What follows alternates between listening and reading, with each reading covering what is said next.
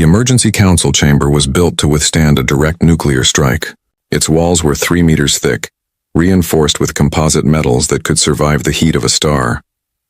Still, War Matron Kessex felt exposed as she stood before the holographic display showing their latest defeat.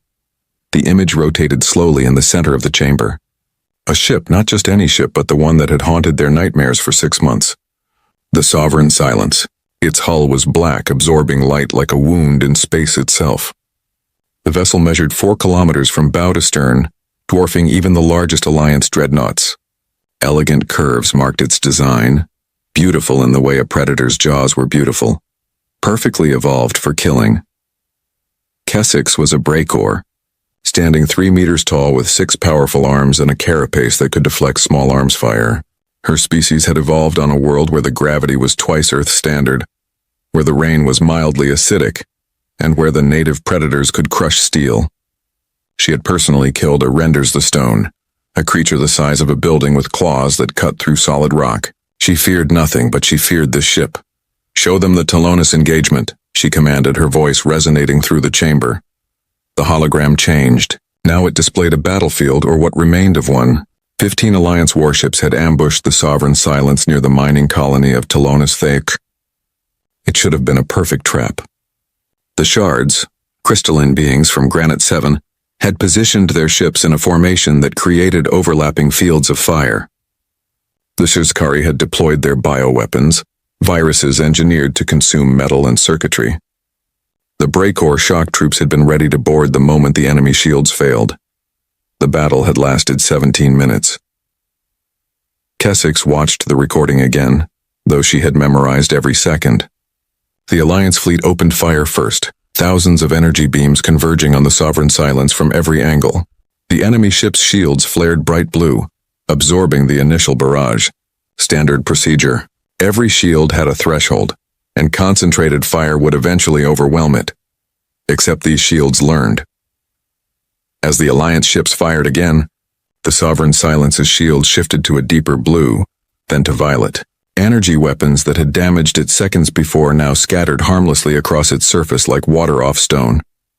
The Shizkari launched their bioweapons, missiles carrying viruses that had dissolved the hulls of enemy ships in previous battles.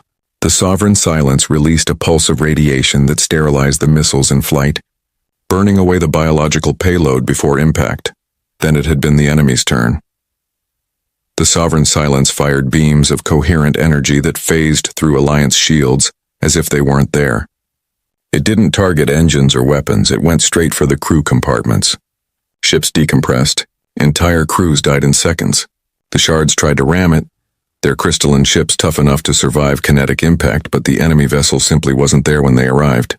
It had moved, faster than something that size should be able to move. When the Shizkari attempted to board, they discovered the Sovereign Silence had adapted to biological threats. The airlock they breached had been flooded with a compound that dissolved their chitin armor in seconds. Their screams echoed through the communication channels before cutting off abruptly. 14 ships destroyed. 1 retreated with catastrophic damage. 4,000 Alliance warriors dead. The Sovereign Silence had sustained minimal damage and had simply continued on its course, as if the entire battle had been nothing more than a minor inconvenience. The hologram froze on the final image. The Sovereign Silence, pristine and untouched, gliding away from the debris field it had created. "This is what we face," Kessex said, turning to address the council. "This is the Cathara Dominion's champion, a ship that learns from every attack, a ship that adapts faster than we can change tactics, a ship that has destroyed 27 of our fleets in 6 months." The council chamber held representatives from every major Deathworld species. To her left stood Commander Shale That Breaks, a shard who looked like animated crystal given roughly humanoid form. His people had evolved in caves deep beneath their planet's surface, where pressure would crush most organic life, and where they had fought wars against things that lived in magma. To her right was Nest Mother Sisirax of the Shizkari, her scales gleaming with toxic secretions that could kill most species with a touch. Her world was a swamp where the water itself was poisonous, and where survival meant becoming poisonous in return. These were the warriors of the Deathworld Alliance. They came from planets that most species couldn't visit without dying within minutes. They had built an empire on the principle that hardship breeds strength, that surviving the unsurvivable made them superior to the soft races that lived on gentle worlds with kind suns and breathable air. They had been wrong. "We cannot defeat this ship through conventional means," Shale that Breaks said, his voice like grinding stone. "My people have thrown our finest vessels against it. We achieved nothing but giving it more data to learn from. Every battle makes it stronger." "The Cathera Dominion claims this is merely their advanced scout," Sisirax added, her forked tongue tasting the air nervously. "If this is their scout, what nightmares serve as their main fleet?" Kessex let the question hang in the air. She had asked herself the same thing countless times. The Cathera had appeared from beyond the galactic rim 18 months ago. Their message simple: submit or be destroyed. The Alliance had chosen to fight. It had seemed the obvious choice. They were warriors. They didn't submit. Now, after 6 months of losing, submission seemed less like cowardice and more like survival. "There is another option," Kessex said carefully. She activated a new hologram. This one showed a planet, blue and green and white, beautiful in a way that most Deathworld species found unsettling. Beautiful planets were usually easy planets. Easy planets bred weak species. "This is planet designation Terra," she continued. "Our long-range scouts discovered it 9 months ago during deep space exploration. Initial scans classified it as a Class 13 Deathworld." The chamber erupted in disbelief. A Class 13 rating was theoretical. It meant a world so hostile that sapient life should be impossible. The Alliance's homeworlds ranged from Class F to Class 9. Class X was considered the limit of survivability. "Impossible," Shale that Breaks said flatly. "No sapient species could evolve on a Class 13. The environmental pressures would prevent the development of civilization." "That's what we thought," Kessex agreed. But follow-up reconnaissance proved otherwise. Terra is inhabited by a species that calls themselves humans, and they have not just survived their world, they have thrived. She brought up images from the scout reports, cities that sprawled across entire continents, structures that reached into the sky, ships that traveled between their planet and its moon, signs of a technological civilization that had conquered their impossible world. "What makes it Class 13? Nest Mother Sisirax asked, leaning forward with interest. Kessex pulled up the environmental data. Terra has active tectonic plates that cause constant earthquakes and volcanic eruptions.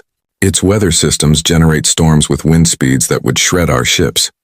It has zones of extreme heat where the temperature can kill in minutes, and zones of extreme cold where even water becomes solid. The planet is tilted on its axis, creating seasonal variations that force adaptation to wildly different conditions throughout their year." She paused, bringing up biological data. "But the environment is only part of it. Terra is host to millions of species, many of which are predators. The humans evolved as prey animals. Their planet tried to kill them at every stage of development, through disease, through predation, through environmental catastrophe. By every reasonable measure, they should have gone extinct long before achieving sapience. Yet they survived." Shale that Breaks mused. "What makes them different?" "Adaptation," Kessex said. "Not biological adaptation, though they have that too. Mental adaptation. They learn to use tools to work together, to think their way around problems that should have killed them. They turn their weaknesses into strengths. Their bodies are fragile compared to ours, but they developed technology to compensate.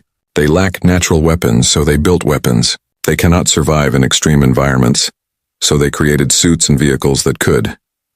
She brought up footage from the scouts' observation of human military exercises, ships engaged in mock combat, using tactics that seemed chaotic compared to Alliance doctrine. Soldiers trained in terrain that shifted from desert to jungle to Arctic conditions, adapting their approach to each. "They have been preparing for war their entire existence," Kessex said. "Not against external threats, against their own world. Terra shaped them into survivors. Now I propose we recruit them to help us survive." The council erupted in argument. Some saw the wisdom in her proposal. Others saw it as an insult, as if the Alliance needed help from some unknown species that hadn't even achieved faster-than-light travel on their own. Still others worried about the risk of bringing an unknown factor into their war. Kessex let them argue. She had made similar arguments herself when intelligence had first brought her the data on humanity. Pride was a powerful thing, especially for species that had built their identity on being the strongest, the toughest, the most resilient. Asking for help felt like admitting weakness. But pride was a luxury they could no longer afford. Eventually, the debate died down. Commander Shale that Breaks spoke for the group. What makes you think these humans will help us? They have never been contacted before. We would be revealing ourselves to an unknown species and asking them to fight in our war. Why would they agree? Keswick smiled, a gesture that showed all her teeth. It was not a friendly expression. Because, she said, the Sovereign Silence's projected course takes it directly through their system in 3 months.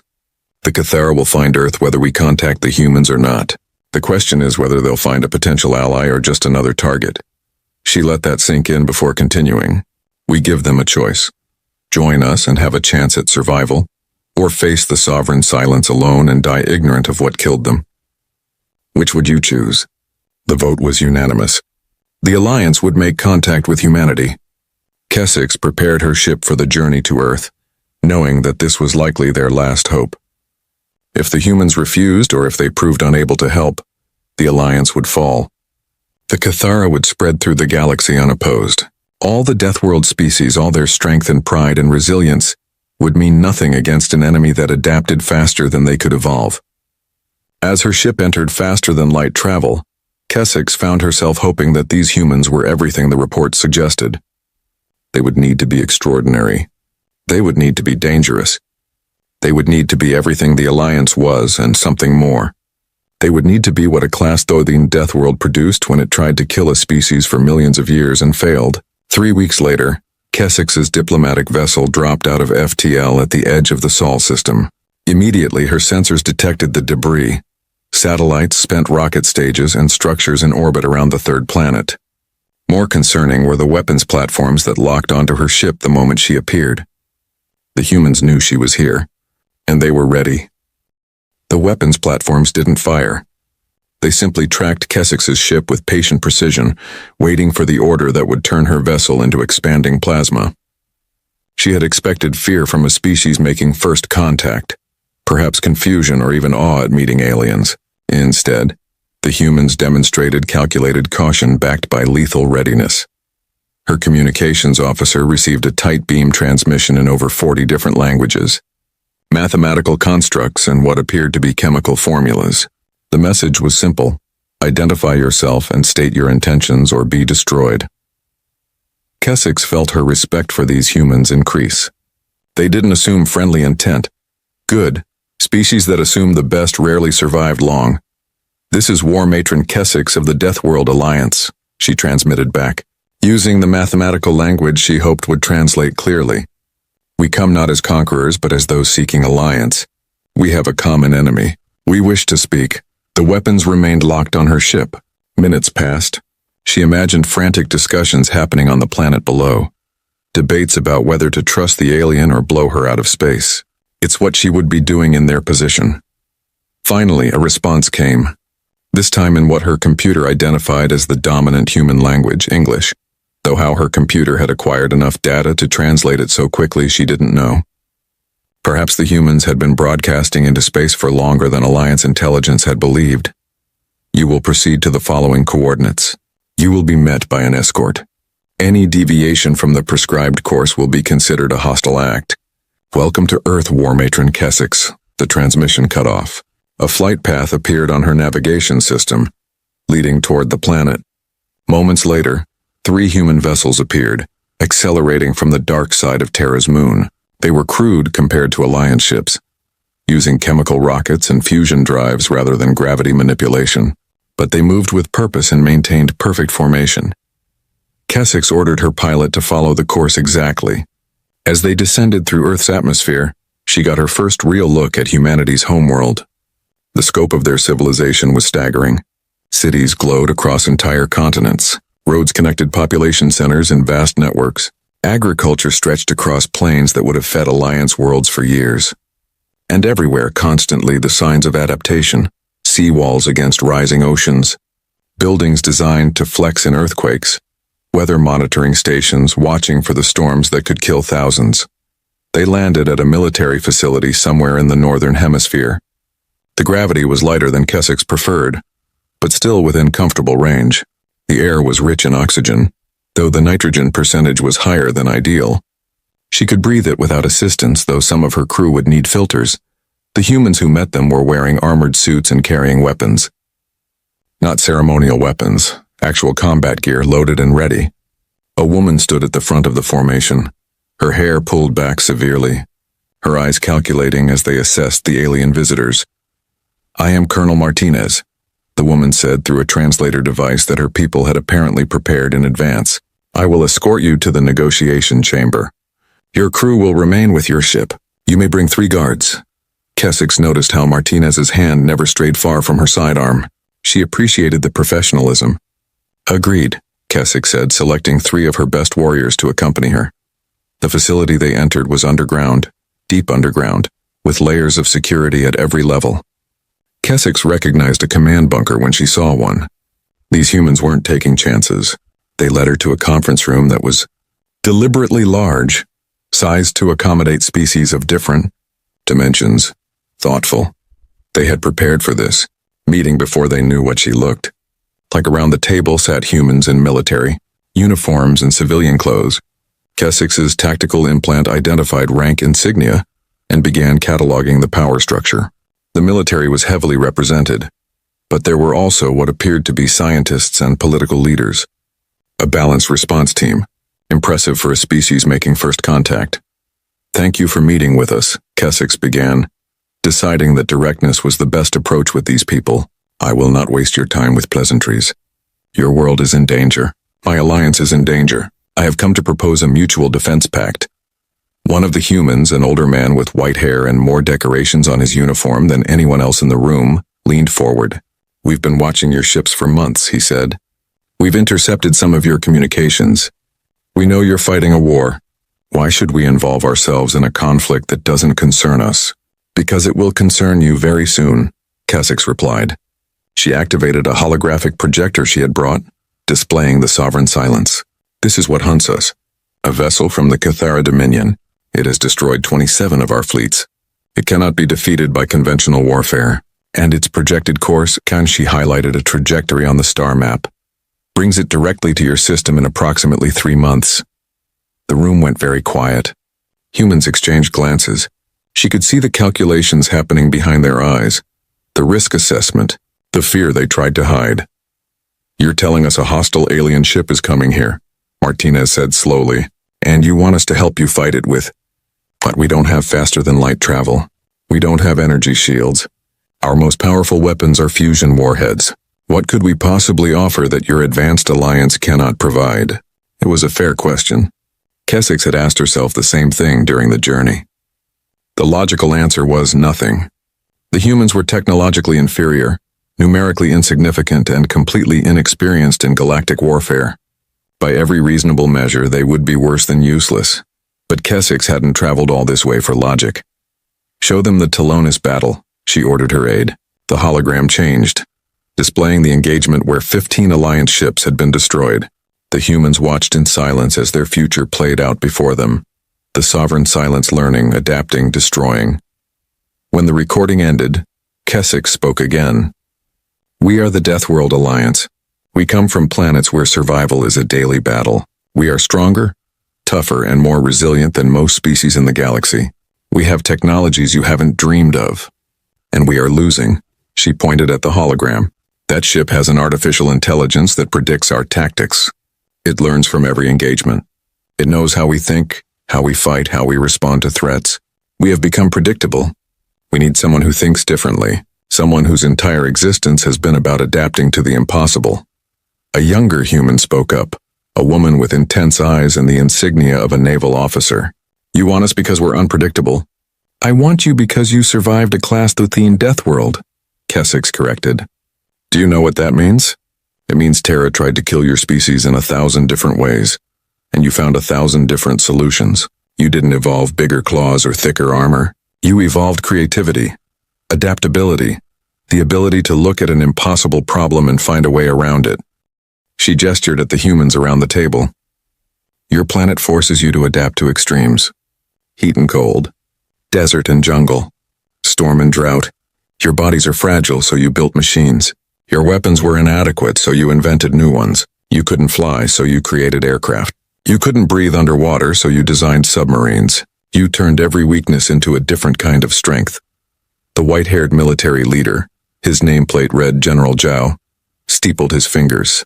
You're asking us to commit to a war we don't understand against an enemy we've never met, based on the hope that our inexperience might somehow be an advantage. No, Keswick said firmly. I'm telling you that war is coming whether you commit or not. The Cathara do not negotiate. They do not show mercy. They will arrive in 3 months and they will see Terra the same way they saw our worlds, as resources to be harvested and obstacles to be removed. Your choice isn't whether to fight. Your choice is whether to fight with allies who can at least teach you what you're facing, or to fight alone and ignorant. She deactivated the hologram and stood to her full 3-meter height, all 6 arms spread in a gesture that her species used to show complete honesty. I am not here to trick you. I am not here to exploit you. I am here because my people are dying, and I believe yours might have the one thing we lack, a perspective we haven't considered. If I'm wrong, we all die anyway. If I'm right, maybe some of us survive. The room fell silent. Keswick could see the weight of the decision pressing on these humans. They were being asked to commit to something enormous based on the word of an alien they'd just met. It wasn't fair. But fairness was another luxury that war didn't allow. Finally, a door at the back of the room opened. A woman entered, younger than most of the others present, wearing a naval uniform with the rank insignia of a captain. Her face was composed, but Keswick's tactical implant noted the telltale signs of someone who had seen combat. The way her eyes swept the room for threats, the economical efficiency of her movements, the slight scarring on her hands from old burns. Captain Sarah Chen, General Zhao said by way of introduction. She commands our newest destroyer, the UETF Harbinger. Chen took a seat at the table and looked directly at Keswick. I've been listening to the audio feed. Show me that battle again. The Talonis engagement. Keswick replayed the hologram. Chen watched with absolute focus, occasionally pausing the replay to examine specific moments. She watched the Sovereign Silence's shields adapt to energy weapons. She watched it phase through the Alliance's defenses. She watched it predict and counter every tactical maneuver. It's too efficient, Chen said after the third viewing. Nothing biological fights that way. It's an AI, you said? Pure machine intelligence? As far as we can determine, yes, Keswick confirmed. The Cathara use organic crew for other vessels, but the Sovereign Silence appears to be entirely automated. Chen smiled, and it wasn't a friendly expression. Then it has a weakness. AIs are predictable in their own way. They optimize. They follow patterns. They make the best choice according to their programming. But best isn't the same as only. An AI that perfect has probably never faced truly chaotic opposition. General Zhao frowned. Captain, we can't possibly... Sir, with respect, I watched my parents die in the resource wars, Chen interrupted, her voice level but hard as steel. I watched orbital bombardment turn my city into glass. I joined the service because I never wanted to feel that helpless again. The war matron is right. This fight is coming to us whether we want it or not. And honestly, I'm tired of humans only fighting each other. Maybe it's time we showed the galaxy what we can do. She turned to Keswick. You want unpredictable? You want someone who thinks differently? Fine. Give me access to all your tactical data on this ship. Every engagement, every maneuver, every adaptation it's made. I'll need engineers who can explain your technology. And I'll need you to trust me when I tell you to do things that will seem insane. That's not a decision you can make alone, Captain, Zhao said, though his tone suggested he was already wavering. No, sir, it's not, Chen agreed. But someone needs to make it. We can debate and discuss and form committees, and in 3 months that ship arrives and kills us all while we're still arguing about whether to fight. Or we can accept reality and start preparing now. Martinez spoke up. If we do this, we're committing to more than one battle. The Cathara won't stop with that ship. We'll be in this war until it ends. Then we make sure it ends with us still breathing, Chen said simply. Keswick watched the humans debate among themselves. She could see the divide forming. Those who wanted to hide to hope the threat would pass them by, and those who understood that hiding was just another way of dying. In the end, it was Chen's words that seemed to tip the balance, perhaps because she spoke from experience or perhaps because she articulated what the others were already feeling. The vote was close, but it passed. Earth would commit one ship to the joint operation against the Sovereign Silence. One ship crewed by volunteers to face an enemy that had destroyed fleets. It was insane. It was desperate. It was the kind of decision that only made sense when all the reasonable options had already failed. As the meeting adjourned, Chen approached Kesix directly. War Matron, I need to see your ship. I need to understand what we're working with. Kesix led her to the landing pad where her vessel waited.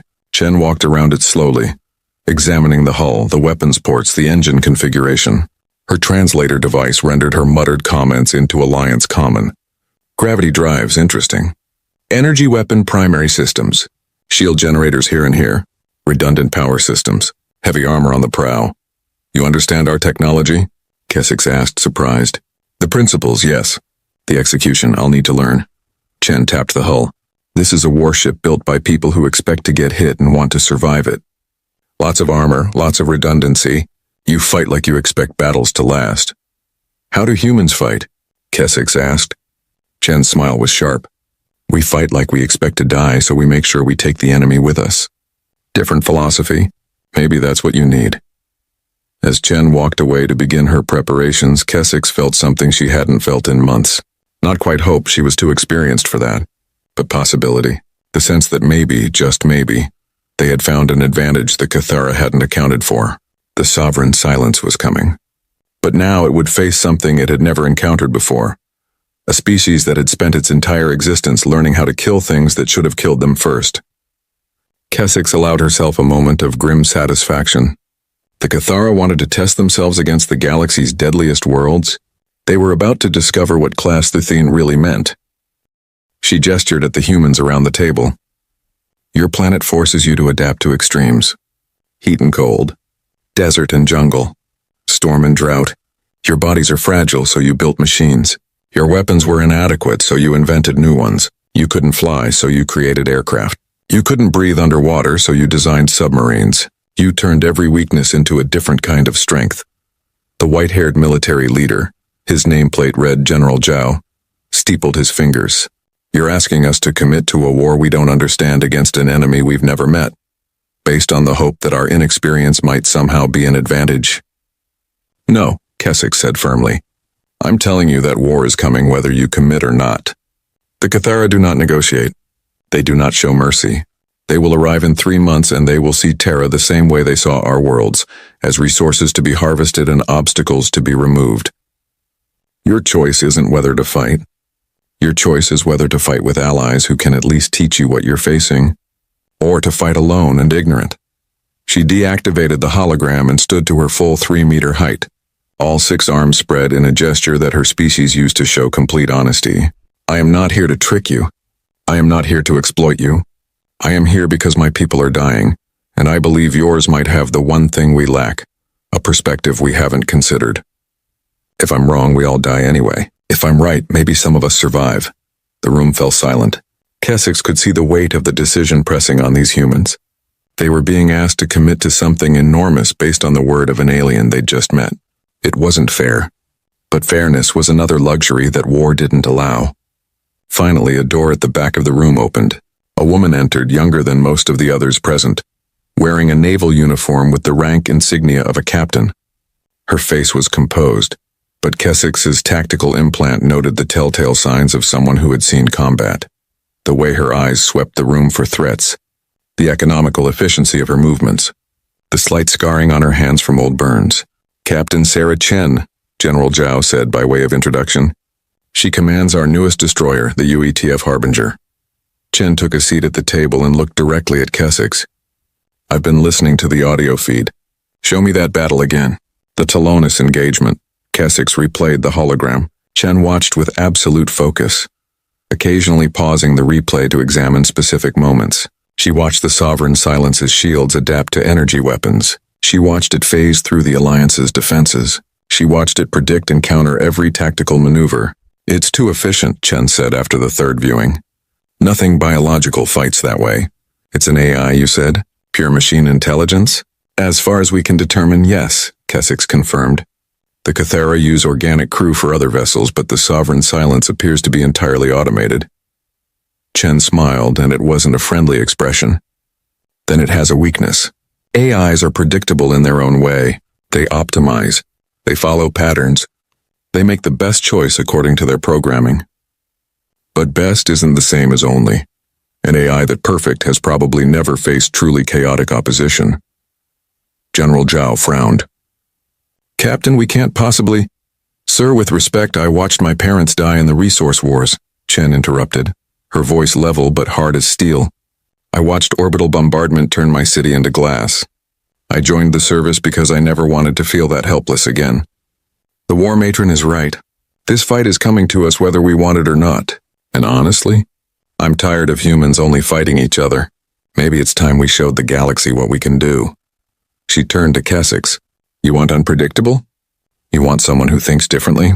Fine. Give me access to all your tactical data on this ship. Every engagement, every maneuver, every adaptation it's made. I'll need engineers who can explain your technology. And I'll need you to trust me when I tell you to do things that will seem insane. That's not a decision you can make alone, Captain, Zhao said, though his tone suggested he was already wavering. No, sir, it's not, Chen agreed. But someone needs to make it. We can debate and discuss and form committees, and in 3 months that ship arrives and kills us all while we're still arguing about whether to fight. Or we can accept reality and start preparing now. Martinez spoke up. If we do this, we're committing to more than one battle. The Cathara won't stop with that ship. We'll be in this war until it ends. Then we make sure it ends with us still breathing, Chen said simply. Kessex watched the humans debate among themselves. She could see the divide forming. Those who wanted to hide to hope the threat would pass them by, and those who understood that hiding was just another way of dying. In the end, it was Chen's words that seemed to tip the balance. Perhaps because she spoke from experience, or perhaps because she articulated what the others were already feeling. The vote was close, but it passed. Earth would commit one ship to the joint operation against the Sovereign Silence. One ship crewed by volunteers to face an enemy that had destroyed fleets. It was insane. It was desperate. It was the kind of decision that only made sense when all the reasonable options had already failed. As the meeting adjourned, Chen approached Kessex directly. War Matron, I need to see your ship. I need to understand what we're working with. Kessex led her to the landing pad where her vessel waited. Chen walked around it slowly, examining the hull, the weapons ports, the engine configuration. Her translator device rendered her muttered comments into Alliance Common. Gravity drives, interesting. Energy weapon primary systems. Shield generators here and here. Redundant power systems. Heavy armor on the prow. You understand our technology? Kessex asked, surprised. The principles, yes. The execution, I'll need to learn. Chen tapped the hull. This is a warship built by people who expect to get hit and want to survive it. Lots of armor, lots of redundancy. You fight like you expect battles to last. How do humans fight? Kessex asked. Chen's smile was sharp. We fight like we expect to die, so we make sure we take the enemy with us. Different philosophy. Maybe that's what you need. As Chen walked away to begin her preparations, Kessex felt something she hadn't felt in months. Not quite hope, she was too experienced for that. But possibility. The sense that maybe, just maybe, they had found an advantage the Cathara hadn't accounted for. The Sovereign Silence was coming. But now it would face something it had never encountered before. A species that had spent its entire existence learning how to kill things that should have killed them first. Kessex allowed herself a moment of grim satisfaction. The Cathara wanted to test themselves against the galaxy's deadliest worlds. They were about to discover what Class Thuthine really meant. The UETF Harbinger looked wrong next to the Alliance warships. Where the alien vessels were elegant and symmetrical, the Harbinger was a patchwork of angles and retrofits. Its hull bore scorch marks from live fire exercises that hadn't been fully buffed out. Weapon systems protruded at odd angles, added during various upgrades without regard for aesthetic unity. It looked like what it was.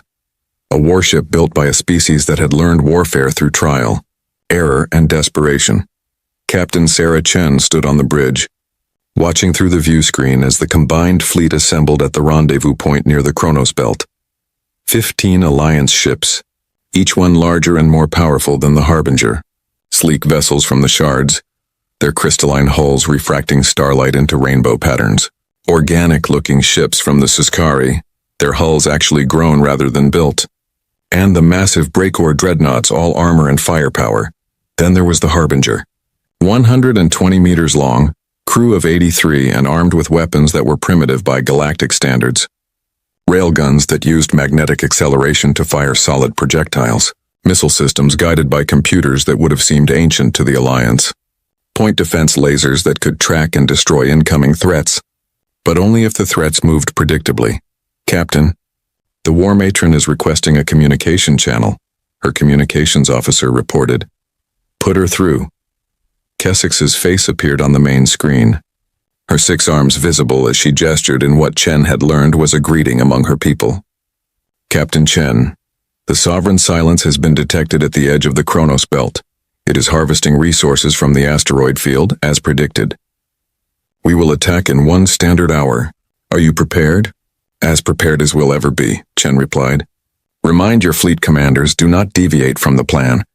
I know it seems wrong. They're going to want to adjust tactics when things go badly. Tell them that's exactly when they need to stick to the plan most rigidly. I have conveyed this already. They do not like it." Kessix's expression was hard to read, but Chen thought she detected amusement. Deathworld commanders are not accustomed to following plans that include deliberate failure.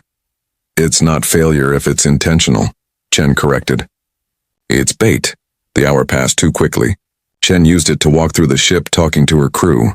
They were volunteers all, people who had signed up knowing they might not come back. Some were veterans of Earth's various wars, scarred by conflicts over water rights and habitable land. Others were younger, born after the unification, who saw this as humanity's chance to prove itself on a larger stage. In the engineering bay, Chief Engineer Marcus Webb was running final checks on the reactor.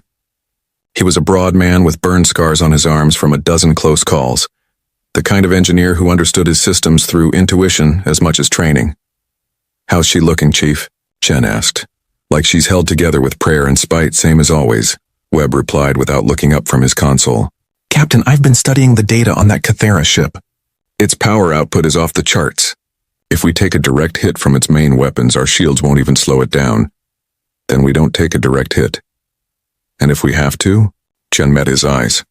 "Then we make sure we hurt it enough that it was worth it." Webb nodded slowly. "Fair enough. I'll keep the reactor running hot. You need power. You'll have it." The tactical officer, Lieutenant Commander James Park, caught Chen as she made her way back to the bridge. He was young for his rank, promoted rapidly due to his gift for 3-dimensional combat thinking. "Captain, I've been running simulations based on the Alliance combat data. I can't find a winning scenario." "That's because you're thinking about winning," Chen said. "Stop trying to win and start thinking about what happens next." "I don't understand." "You will. Trust the process, Commander." Back on the bridge, Chen settled into her command chair as the fleet began its approach. The Chronos Belt was a dense asteroid field, remnants of a planet that had never quite formed. The Sovereign Silence hung among the rocks like a spider in its web, methodically breaking down asteroids and processing them for raw materials. "All ships. This is War Matron Kessix," the communication channel crackled. "Attack formation Delta. Engage on my mark." The Alliance fleet moved with practiced precision. The shard ships took the vanguard, their crystalline hulls able to absorb tremendous damage. The Siskari flanked from above and below, their bioweapons ready. The Breakor dreadnoughts formed the hammer, ready to smash through once the enemy was weakened. The Harbinger hung back, seemingly out of position. All ships mark and engage. The first wave of fire lit up space. Energy beams from dozens of ships converged on the Sovereign Silence, their combined output enough to vaporize a small moon. The enemy ship's shields flared bright blue, absorbing the assault. For a moment it seemed like the shields might fail under the concentrated barrage. Then they adapted. The shield shifted through the spectrum, from blue to violet to ultraviolet, phasing to frequencies that dispersed the incoming energy. The second volley scattered across its surface like rain on glass. The Siskari launched their bioweapons next. Missiles laden with viruses designed to consume metal at molecular levels. The Sovereign Silence released an electromagnetic pulse that sterilized the missiles in flight, burning away the biological payload before they could reach its hull. "It's adapting exactly as predicted," Park reported from Tactical. "Captain, the Alliance ships are taking heavy fire." Chen watched as the Cathara vessel began its counterattack. Beams of coherent energy that phased through Alliance shields as if they weren't there. Kinetic projectiles that accelerated to relativistic speeds in milliseconds. Missiles that split into submunitions that split again into clouds of micro-explosives. A shard ship took a direct hit and broke apart, its crystalline structure shattering into thousands of glittering fragments. A Scary vessel decompressed as a phasing beam burned through its organic hull. The Breakor dreadnoughts pushed forward, their massive armor absorbing hits that would have destroyed smaller ships. But even they were being worn down. Alliance fleet requesting assistance, the communications officer reported. War Matron Kessex is asking why we haven't engaged. Tell her we're observing, Chen said calmly, her eyes never leaving the tactical display. Captain, with respect, our allies are dying, Park said urgently. I know, and I hate it. But we fire now, we're just giving that ship more data. We need to see everything it can do first. The Sovereign Silence moved through the battle like death itself, precise and unstoppable. It didn't waste energy on overkill. Each shot was calibrated to exactly what was needed to disable or destroy its target. Its point defense systems tracked and eliminated incoming missiles with 99% efficiency. Its shields adapted to new frequencies in milliseconds. Chen forced herself to watch, cataloging every movement, every adaptation, every response. The tactical computer was recording everything, but computers couldn't see what she was looking for. The AI running that ship was perfect, too perfect. Every move was optimal. Every response was calculated for maximum efficiency. And that was its weakness. Captain, the War Matron is demanding we engage or retreat, communications reported. Tell her 30 more seconds. Chen watched as a Breakor dreadnought attempted a ramming maneuver, trying to use its massive bulk to crush the enemy. The Sovereign Silence simply moved, its engines firing in a pattern that shifted it exactly 300 meters to port, exactly enough to avoid the collision while maintaining optimal firing position on other targets. Optimal. Always optimal. It's reactive, Chen muttered. It only responds to threats. It doesn't waste energy on anything that isn't immediately necessary. Captain? Park asked. It's waiting for us, Chen realized. It knows we're here. It's not shooting because we're not shooting. It doesn't waste effort on non-threats. She leaned forward in her chair. Helm, take us in. Weapons, I want a firing solution that deliberately misses. Deliberately misses, Captain? Her weapons officer asked, uncertain he'd heard correctly. You heard me. I want near misses. Miss by meters. Make it look like our targeting is off or our weapons are malfunctioning. The Harbinger accelerated into the battle. Chen could feel the eyes of her crew on her, questioning, uncertain. But they were professionals. They followed orders. Firing, weapons reported. Railgun rounds shot past the Sovereign Silence's hull, missing by narrow margins. Missiles curved away at the last second, their guidance systems apparently failing. Laser fire scattered wide of the target. The enemy ship's point defense tracked the threats but didn't fire. It had calculated that the attacks would miss and didn't waste energy destroying them. Optimal. Fire again. Different pattern.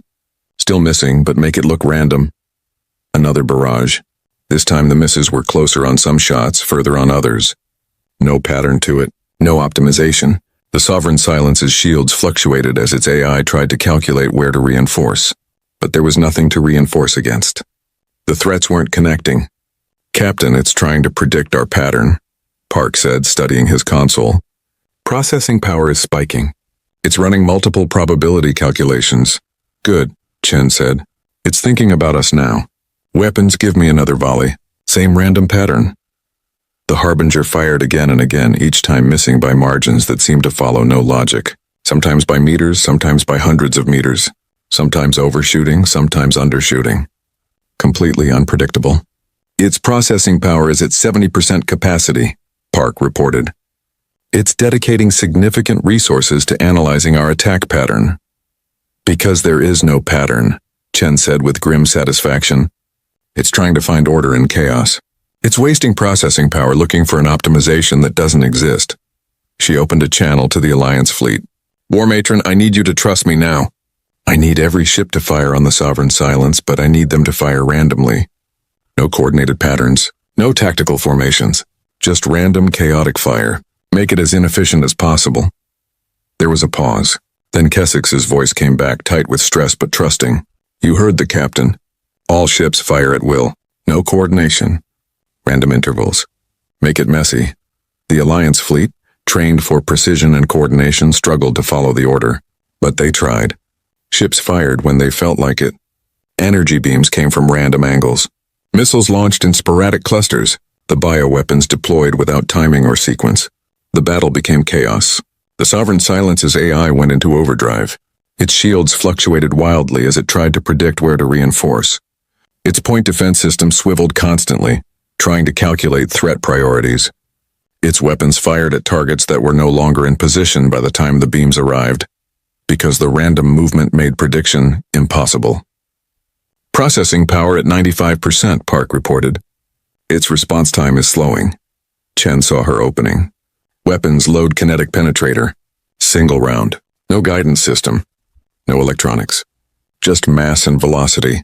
Kinetic penetrator loaded, Captain. That's a dumb weapon. No tracking, no course correction. Exactly. Target the center mass and fire when ready. The railgun fired. A solid tungsten rod, 6 meters long and half a meter in diameter, accelerated to 30,000 meters per second. No guidance system to hack. No electronic signature to detect. No energy beam to phase through. Just mass following Newton's laws. The Sovereign Silence's shields were configured for maximum energy absorption, adapted to counter the Alliance's energy weapons. They barely slowed the kinetic penetrator. The tungsten rod punched through the hull like paper, carrying through with enough momentum to exit the far side. Atmosphere vented from the wounds. Internal systems sparked and failed. Target damaged, Park shouted. Hull breach on multiple decks. All ships, Kessix's voice roared across the channel. Pour everything into that breach, now! The Alliance fleet concentrated their fire on the wound the Harbinger had created. Energy beams burned through exposed systems. Missiles found their way past damaged defenses. Bioweapons burrowed into the compromised hull. The Sovereign Silence fought back desperately, its AI abandoning optimization for pure survival. It released weapons it had held in reserve, attacks it had been saving for the perfect moment. But there was no perfect moment anymore. There was only chaos and damage and dying. Chen watched as the mighty vessel that had destroyed fleets began to falter. Its shields collapsed in sections. Its weapons misfired or ran out of ammunition. Its perfect, optimal responses became desperate and erratic. Captain, Park said quietly. It's trying to retreat. Don't let it, Chen ordered. Helm pursuit course, weapons continuous fire. We don't stop until it's dead. The Harbinger and the Alliance fleet chased the Sovereign Silence through the asteroid field. The enemy ship dodged and weaved, using the asteroids for cover, but it was bleeding energy and atmosphere. Every minute it grew slower, weaker.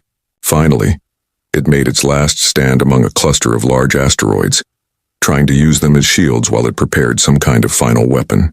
Captain, sensors are detecting a massive energy buildup, Park warned. It's going to detonate its reactor. If it goes off, the explosion will destroy everything in a 10,000-kilometer radius. Chen didn't hesitate. All ships retreat to safe distance. Harbinger will maintain position. Captain, that's suicide, Park protested. It's necessary. Helm full power to engines. Get us as close as possible. What are you doing? Kessix's voice demanded over the channel. Winning, Chen replied. Get your people out of here, War Matron. That's an order from a fellow commander. The Harbinger accelerated toward the Sovereign Silence as the Alliance fleet reluctantly pulled back. Chen could see the energy readings climbing on her tactical display. The enemy ship was going to explode, taking them with it. All hands abandon ship, Chen ordered. Launch all escape pods. Chief, get everyone out. Captain, the pods can't get clear in time. Webb's voice came from engineering. Then get as far as you can. Move. Chen heard the clang of escape pods launching, carrying most of her crew to safety. But she stayed at the helm, personally piloting the Harbinger on its final run. The Sovereign Silence grew larger in the view screen, its damaged hull visible in detail now. She could see the scars where their weapons had struck home, the venting atmosphere, the failing lights. For everyone who died today, Chen whispered. For my parents. For Earth. For the Alliance. The Harbinger crashed into the Sovereign Silence at full speed just as the enemy reactor reached critical mass. The collision disrupted the detonation sequence, turning what would have been a controlled explosion into a catastrophic cascade failure. The Sovereign Silence tore itself apart from within, unable to contain the forces it had been preparing to weaponize. The explosion was visible from the edge of the system, a brief new star born and dying in the darkness between worlds. The escape pod tumbled through space, its emergency beacon screaming into the void. Inside, Captain Sarah Chen fought to stay conscious as blood ran from a gash on her forehead. The pod had been designed for 3 people. 14 crew members were crammed inside, some injured, all terrified. Did we get it? Someone asked. Chen couldn't see who through the press of bodies. Did we kill it? Through the small viewport, Chen could see the debris field where the Sovereign Silence had been. Glowing fragments tumbled through space, their light slowly fading. The mighty warship that had destroyed fleets was now scattered across thousands of kilometers of empty space. Yeah, Chen said, her voice hoarse. We got it. A ragged cheer went up in the pod. People were crying, laughing, holding each other. They had survived. Against all odds, humanity's first venture into galactic warfare had ended in victory. But Chen couldn't celebrate. She was counting the pods around them, bright points of light against the darkness where her crew had ejected. 15 pods, 83 crew members. The math was cruel. War Matron Kessix's flagship appeared nearby, its bulk blocking out the stars. Recovery shuttles launched from its bays, moving efficiently between the escape pods to collect survivors. A Breakor shuttle matched velocity with Chen's pod, and she felt the clunk of docking clamps engaging. The hatch opened, revealing a Breakor recovery team in full environmental suits. They efficiently triaged the humans, separating the wounded from the merely exhausted. Chen waved off the medic who approached her, pointing instead to a young ensign who had taken shrapnel to his leg. Captain Chen, one of the Breakor said through a translator, his voice filled with something that might have been respect or awe. The War Matron requests your presence on the bridge as soon as you are able. I'm able now, Chen said, pulling herself to her feet despite the protests from her body. Everything hurt, but pain was just information. She was alive. That was what mattered. The walk through Kessix's flagship was surreal. Breaker crew members stopped what they were doing to watch her pass. Their multiple arms signing gestures she didn't understand, but which the translator suggested were marks of respect. One warrior, his carapace scarred from a dozen battles, simply nodded to her as she passed. Chen nodded back, understanding passing between soldiers who had both faced death. The bridge was chaos barely contained. Damage reports flooded in from across the fleet. The Sovereign Silence was destroyed, but the price had been catastrophic. 7 Alliance ships lost completely. 4 more damaged beyond field repair. Over 9,000 Alliance warriors dead or missing. And the Harbinger, humanity's contribution to the battle, was nothing but expanding debris. Kessix stood at the center of the bridge, coordinating rescue operations and fleet reorganization. When she saw Chen, she stopped and crossed the distance between them in 3 long strides. For a moment, Chen thought the towering alien was going to strike her. Instead, Kessix placed one of her hands on Chen's shoulder, in what the translator identified as a gesture of deepest respect. You won the battle, the War Matron said simply. Your tactic, your sacrifice. Without you, we would all be dead. Without your fleet, I wouldn't have had a target to shoot at, Chen replied. This was a team effort. Do not diminish what you did, Kessix said firmly. The Sovereign Silence was supposed to be invincible. It had defeated every force we sent against it. You found its weakness in minutes and exploited it without hesitation. Then you gave your ship to ensure it couldn't escape or take us with it. She paused, her alien features showing something that might have been grief. I have lost many warriors in this war, but I have never seen one crew accomplish so much with so little. Chen felt the weight of those words. So little. Yes, they had been outmatched in every way. Inferior technology. No experience in space combat, facing an enemy that should have killed them in seconds. They had won anyway, through chaos and creativity and a willingness to die if that's what it took. How many of my crew made it? Chen asked quietly. 67 are confirmed alive, Kessix reported. 16 are dead or missing. Recovery operations continue. 16 dead.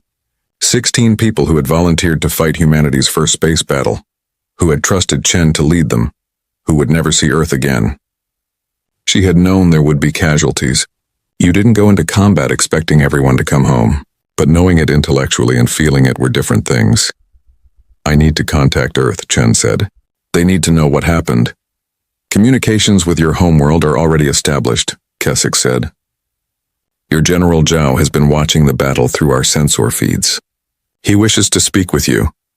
The screen changed, showing Zhao's face. He looked older than he had during their first meeting weeks ago. The weight of command, Chen thought, understanding it more now than she ever had. Captain Chen, Zhao said, his voice formal. On behalf of humanity, I thank you for your service and mourn your losses. The Harbinger's sacrifice will not be forgotten. Sir, the Harbinger is gone, but the mission isn't over, Chen replied. The Sovereign Silence was just one ship. The Cathara Dominion is still out there. They'll send more. I know, Zhao said heavily, which is why I'm promoting you to Admiral and giving you command of Earth's contribution to the continuing war effort. We're building 12 new destroyers based on what we learned from the Harbinger. They'll be ready in 6 months. Chen blinked, trying to process that. Sir, I just lost my ship. I should be facing an inquiry, not a promotion. You accomplished the mission objective with minimal resources against overwhelming odds, Zhao replied.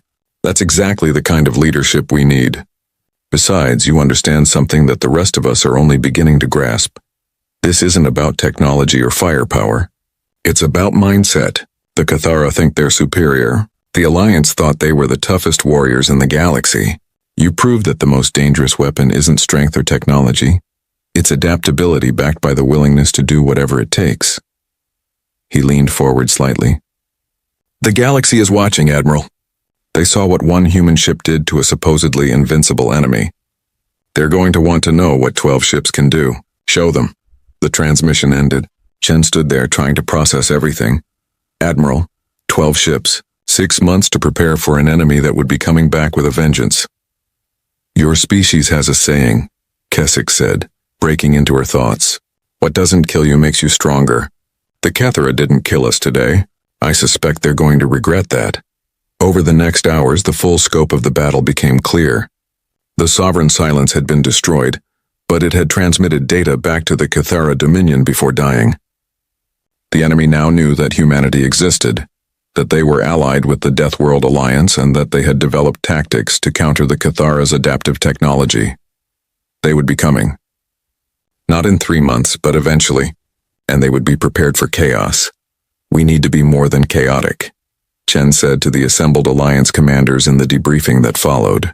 We need to be unpredictable in ways they can't prepare for.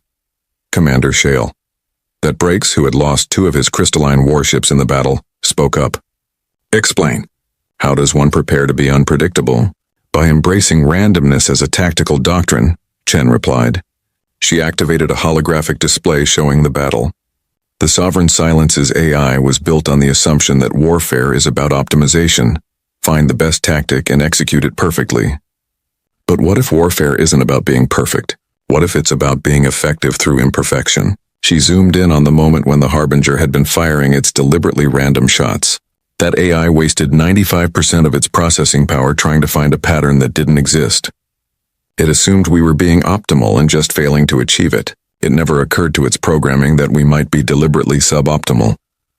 Nest Mother Sisirax, her scales still stained with the toxic residue from damaged bioweapon containers, hissed thoughtfully. You're suggesting we fight badly on purpose? I'm suggesting we fight unpredictably on purpose, Chen corrected. There's a difference. Random doesn't mean stupid. It means refusing to follow patterns that can be analyzed and countered. If the Cathara can't predict what we're going to do, they can't prepare optimal responses. Keswick studied the display. This goes against everything we've learned about warfare. Coordination wins battles. Discipline wins wars. That's true when you're fighting an enemy that thinks like you do, Chen agreed. But the Cathara don't think like us. They think like machines. Perfect, optimal machines, so we beat them by being imperfect, suboptimal, and impossible to categorize. She pulled up tactical data from Earth's military history. Humans have fought thousands of wars against each other. We've learned every kind of warfare, conventional, guerrilla, naval, aerial, cyber, psychological. We've won battles we should have lost and lost battles we should have won, not because we're better or worse than our enemies, but because warfare isn't a math equation. It's chaos with guns. The commanders discussed this among themselves in their various languages. Finally, Shale that Break spoke for them all. You want to teach us to fight like humans? I want to teach you to fight like Deathworlders, Chen said. Real Deathworlders, not warriors who survived harsh planets, but survivors who learned to thrive in hostile conditions by being more adaptable than the things trying to kill them. Over the following days, as the fleet limped toward the nearest Alliance repair facility, Chen worked with the commanders to develop new tactical doctrines. The Break Corps learned to deliberately expose their flanks at random intervals, confusing enemy targeting protocols. The Shards practiced asymmetric formations that made no geometric sense. The Siskari developed bioweapons that behaved erratically, changing targets mid-flight without apparent reason. It felt wrong to them. Everything in their military tradition emphasized discipline, coordination, and the execution of perfect tactics. But Chen pushed them to embrace imperfection. Your old tactics lost to the sovereign silence, she reminded them when they resisted. 7 fleets destroyed, thousands dead. If you want different results, you need different methods. The Alliance warriors were proud, but they weren't stupid. They could see the logic even if it violated their instincts. And more importantly, they could see the results from the battle. One human ship using tactics that made no sense had accomplished what their fleets could not. Meanwhile, back on Earth, humanity mobilized for war. The 12 new destroyers weren't just copies of the Harbinger. Engineers had studied the battle footage, analyzed what had worked and what hadn't, and incorporated improvements. The new ships would be faster, more maneuverable, and armed with a variety of weapon systems designed to be used randomly rather than optimally. More importantly, Earth's military academies began teaching a new course, applied chaos theory in space combat. Officers learned to make decisions based on dice rolls. Tactics were taught as suggestions rather than doctrine. Simulations rewarded creative failure over predictable success. The galaxy's military experts would have been horrified. It violated every principle of warfare they knew. But Chen understood something they didn't. The Cathara weren't just another enemy. They were an enemy that learned, adapted, and optimized. Fighting them with conventional tactics was like teaching them how to beat you. The only winning move was to be unteachable. 6 weeks after the battle, Chen stood in her new office aboard the Alliance repair station. Through the viewport, she could see her surviving crew members working alongside Alliance engineers, sharing knowledge, learning from each other. Humans taught the aliens about improvisation and adaptive thinking. The aliens taught humans about technologies that seemed like magic. A notification appeared on her console, a message from Earth. The first of the new destroyers had completed its shakedown cruise and was ready for deployment. 11 more would follow over the next 5 months. Chen opened a bottle of Earth whiskey that General Zhao had sent her and poured a small amount into a cup. She raised it toward the viewport, toward the stars where 16 of her crew were now scattered as atoms in the void. To the Harbinger, she said quietly, and to everyone who didn't make it home, we'll make it count. She drank, feeling the burn, and then returned to her work. There were tactical plans to refine, crews to train, and an enemy that would eventually come looking for revenge. The Deathworld Alliance had won a battle, but the war was just beginning, and when the Cathara returned, they would find something they hadn't anticipated. An alliance that had learned to be dangerous not despite their differences, but because of them. Chen smiled grimly as she reviewed the fleet composition reports. 12 human destroyers, 40 Alliance warships being retrofitted with new tactical systems, and thousands of warriors who had learned that sometimes the best plan was to have no plan at all. The Cathara wanted to conquer the galaxy. They were about to learn why Deathworlders were called Deathworlders, not because they were tough, but because they were survivors. And survivors didn't win by being stronger. They won by being too stubborn, too creative, and too unpredictable to kill. The galaxy was about to change. Chen intended to be at the front of that change, leading humanity's contribution to a war that would determine whether freedom or tyranny ruled the stars. She had lost her ship, lost crew members who trusted her, but she had gained something too. Proof that humanity belonged among the stars, not as conquerors or supplicants, but as partners with something valuable to contribute. The sovereign silence was dead, but its destruction had sent a message across the galaxy. The Deathworld Alliance had found humanity, and humanity had answered the call to battle. 6 months had transformed the Deathworld Alliance in ways that centuries of warfare had not. Admiral Sarah Chen stood in the observation deck of the newly commissioned UETF Relentless, watching as the combined fleet conducted training exercises in the asteroid field that had once been a battlefield. The fleet barely resembled the force that had fought the sovereign silence. Earth's 12 new destroyers moved in formations that looked chaotic to the untrained eye, but were actually carefully randomized patterns. Alliance warships had been retrofitted with human-designed combat computers that deliberately introduced variables into their tactical systems. Breaker dreadnoughts practiced sudden, unpredictable maneuvers. Shard vessels broke their traditional geometric formations to scatter and reform without coordination. Scary bioships deployed weapons in sequences that even their own commanders couldn't predict until the moment of launch. War Matron Kessex approached from behind, her footsteps deliberately heavy to announce her presence. Chen had learned that the Breakor considered it rude to surprise someone who had earned respect through combat. "The fleet looks ready," Kessex observed, joining Chen at the viewport. "Your training protocols have been uncomfortable for my commanders, but effective." "Change is always uncomfortable," Chen replied. "How are they handling the psychological adjustments?" "Better than expected. Commander Shale that Break says his people find the randomness disturbing but logical. The Siskari have adapted well. Their hunting instincts translate to unpredictable tactics more naturally than I anticipated." "The Breakor?" Kessex made a gesture that Chen had learned meant rueful amusement. "We struggle. We were raised on discipline and order. Chaos is our enemy." "Not chaos," Chen corrected gently. "Controlled randomness. There's a difference. Chaos is what happens when systems fail. What we're doing is building a system that incorporates unpredictability as a feature, rather than a bug." Below them, a human destroyer executed a maneuver that looked like a navigational error, drifting off course before suddenly accelerating at a 90-degree angle and firing on a target drone. The shot looked poorly aimed but connected, destroying the drone. Traditional tactics would have called for a straight approach and optimal firing solution. The human way saved 3 seconds by appearing incompetent. 3 seconds didn't sound like much. But in space combat, 3 seconds could mean the difference between a shield reconfiguration completing or a weapon getting through. "Speaking of features," Kessex said, "I need to show you something." She activated a holographic display, bringing up a star map. "Our scouts have detected Cathera activity in the outer reaches. Not just one ship this time, a fleet. 15 vessels, including 3 that match the Sovereign Silence's configuration."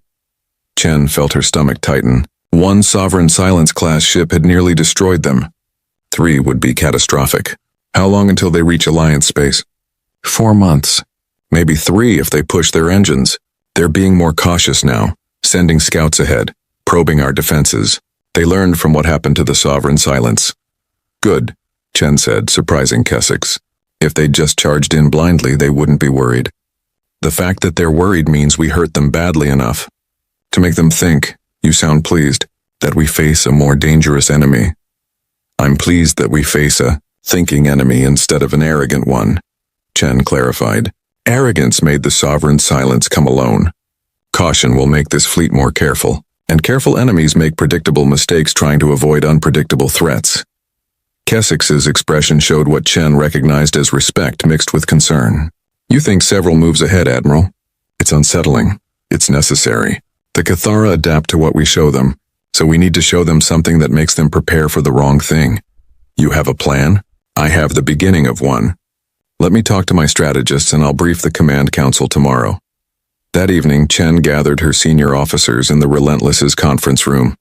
Commander Park, now captain of his own destroyer, Chief Engineer Webb, who had survived the Harbinger's destruction and now supervised engineering for the entire human contingent. Colonel Martinez, who had come aboard as liaison to Alliance ground forces. And 2 new faces, Dr. Sarah Okonkwo, a game theorist from Earth who specialized in adversarial AI systems, and Captain Zhang Wei, who commanded the destroyer Audacity, and had a reputation for creative insubordination that was perfect for their new doctrine. "The Cathara are coming back," Chen said without preamble, displaying the scout reports. 15 ships. "We can assume they're prepared for chaotic tactics. They've had 6 months to analyze what happened to the Sovereign Silence and develop counters." "Then our advantage is gone," Park said grimly. "No," Dr. Okonkwo interjected, her eyes bright with excitement. "They think our advantage is chaos, so they'll prepare for chaos. But chaos was just a tactic. Our real advantage is adaptability," Chen nodded. "Exactly. We used chaos against the Sovereign Silence because it was the counter to their optimization. But if the Cathera are now prepared for chaos, then chaos becomes predictable. We need to evolve. To what?" Zhang asked.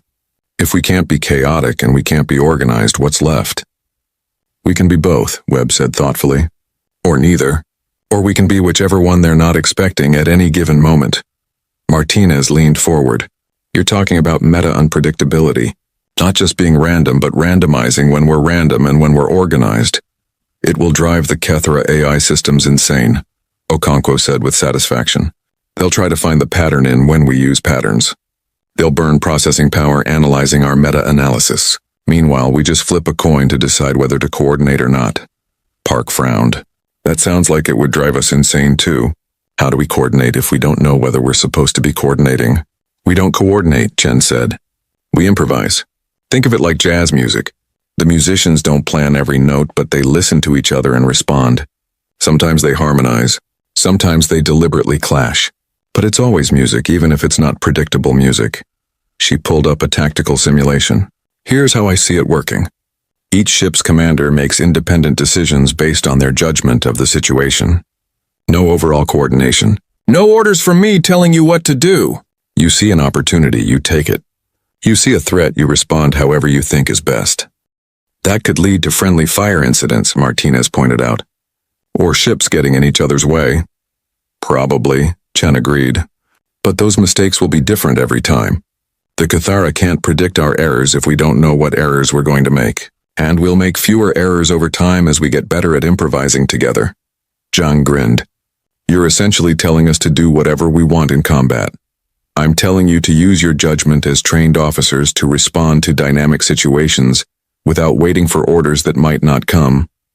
Chen corrected. There's a difference between doing whatever you want and doing what you think is right in the moment.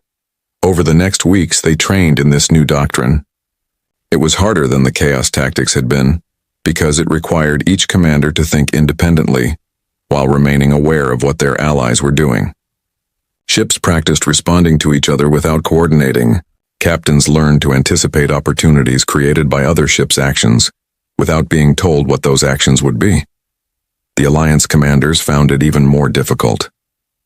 Their entire military tradition was built on hierarchy and clear chains of command. The idea of junior officers making strategic decisions without approval was almost heretical, but they were warriors, and warriors adapted or died. Commander Shale that Breaks proved unexpectedly good at improvisational tactics. His crystalline thought processes, once freed from rigid doctrine, found creative solutions that organic minds might not have considered. Nest Mother Sasirax turned her bioships into unpredictable nightmares, deploying weapons that even she wasn't sure would work until they were used. Kessex struggled the most. As War Matron, she was accustomed to command, to making decisions that thousands followed. Surrendering that control went against every instinct.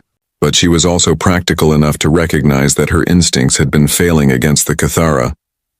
One day, after a particularly frustrating training exercise where her dreadnought had collided with a shard vessel, because both commanders made simultaneous decisions without coordination, Kessex found Chen in the observation deck. Your way of war is insane, Kessex said bluntly. How did humanity survive if this is how you fight? Chen smiled.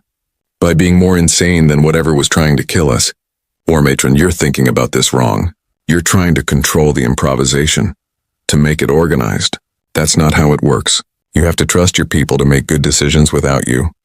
And if they make bad decisions, then they learn from them, and maybe they die. But the alternative is making predictable decisions that get everyone killed. Chen gestured at the star map showing the approaching Cathara fleet. Those ships out there are run by AIs that are smarter than us, faster than us, and more powerful than us. The only advantage we have is that we're alive. We're messy. We're emotional. We make mistakes.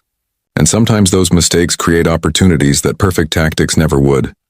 Kessex was silent for a long moment. Then she said, On my homeworld there's a predator called a swarm that thinks. It's actually millions of small creatures that act as one organism. Perfect coordination. Perfect efficiency. They can strip or renders the stone to bones in minutes. Sounds terrifying. They are. But they have a weakness. Disrupt the coordination even briefly and they become confused. They attack each other, unable to distinguish friend from enemy without the group consensus. Kessex turned to look at Chen.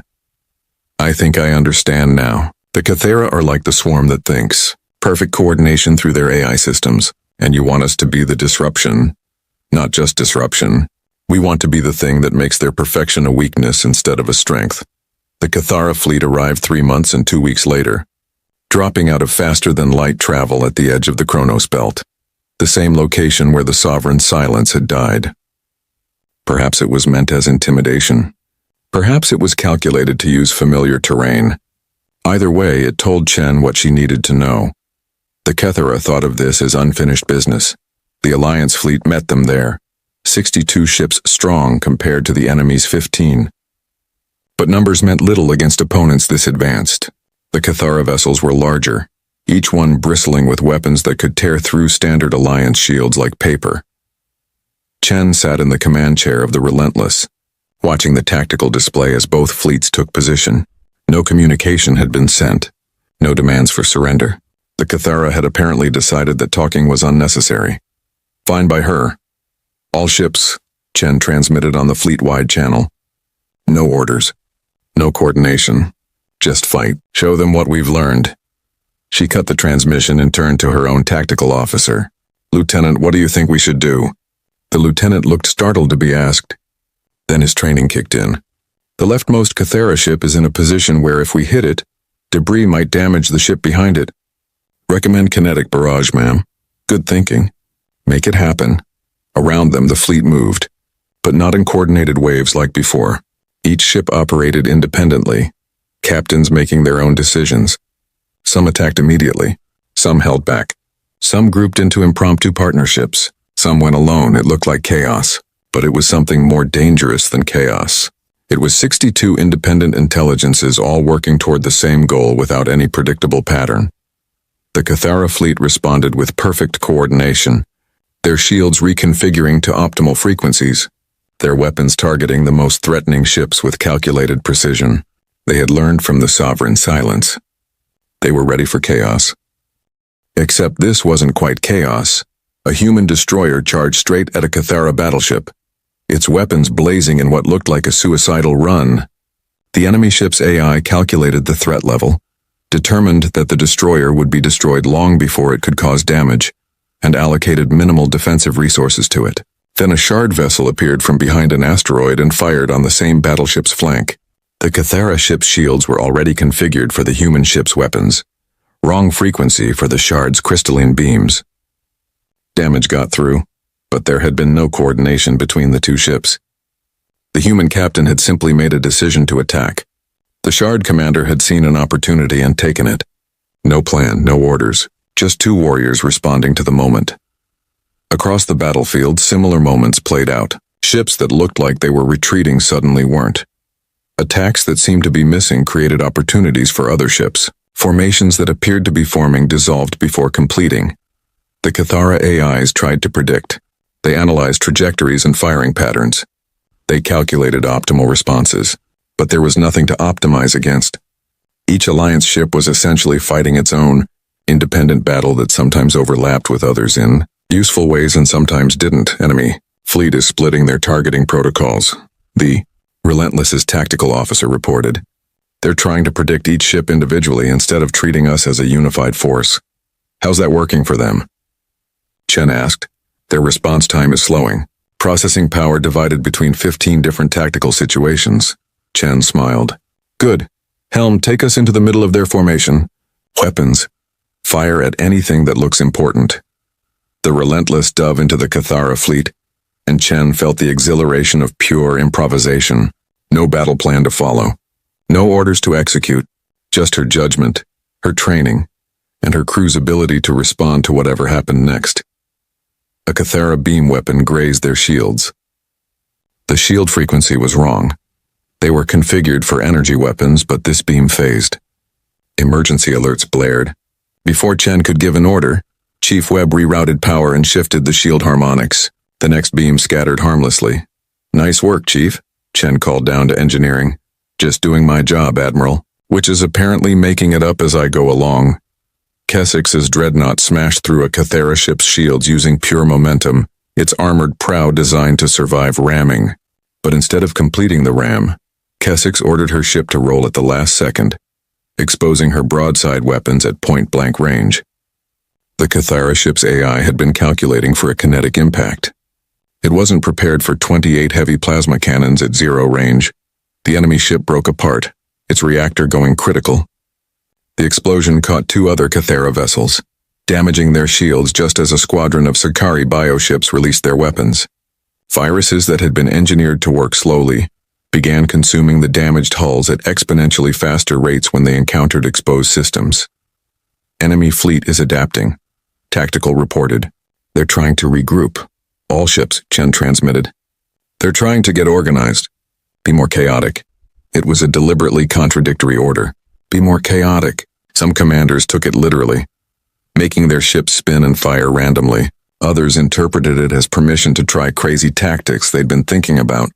A few ignored it entirely and kept doing what they were already doing. The Cathera AIs couldn't find a pattern because there was no pattern. Their perfect coordination became a weakness as each ship's AI tried to share tactical data with the others. But the data kept changing faster than they could process it. They were trying to have a conversation in a language where the grammar rules changed every sentence, Captain. Zhang in the Audacity executed what would later be called the Zhang maneuver. He shut down his ship's main reactor, going dark and drifting as if destroyed. A Cathara battleship, calculating that he was no longer a threat, turned its attention elsewhere. Zhang cold-started his reactor using emergency power, a procedure that every safety manual said would destroy the ship. It didn't, or rather, it worked just long enough for him to fire his entire missile payload into the enemy ship's engine section before his reactor actually did overload Zhang, and his crew evacuated in escape pods seconds before the sea. Audacity tore itself apart. The Cathara battleship, crippled and unable to maneuver, became an easy target for Alliance ships. The battle raged for 3 hours. Ships on both sides died. The Relentless took damage, lost sections to decompression, suffered casualties. But they kept fighting. Not because they had a plan, but because they had a purpose. Finally, the Cathara fleet broke.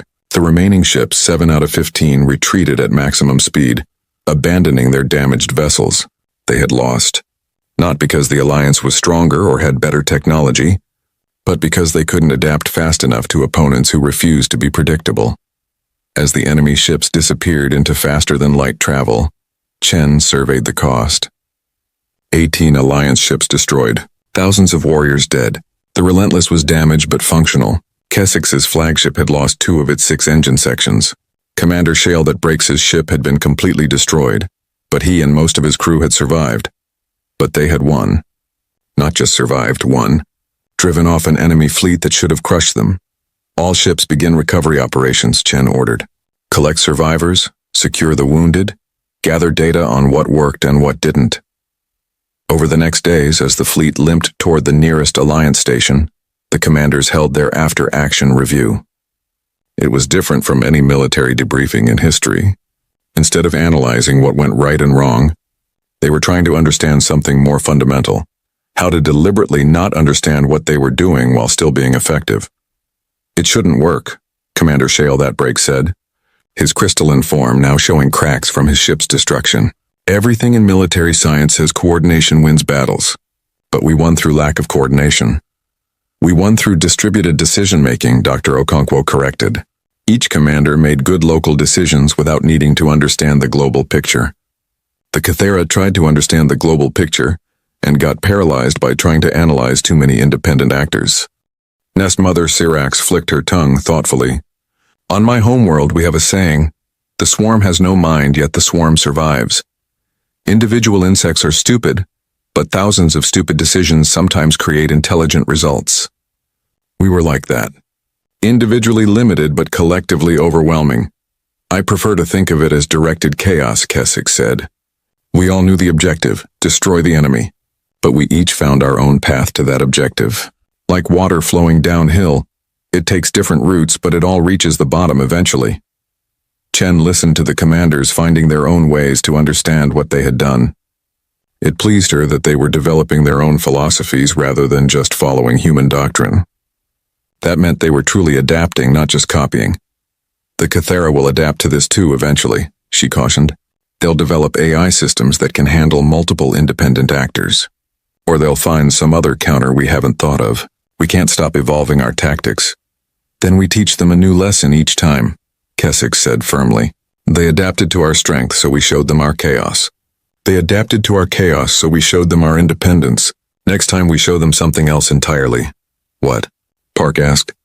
What's left after strength, chaos, and independence? Chen smiled.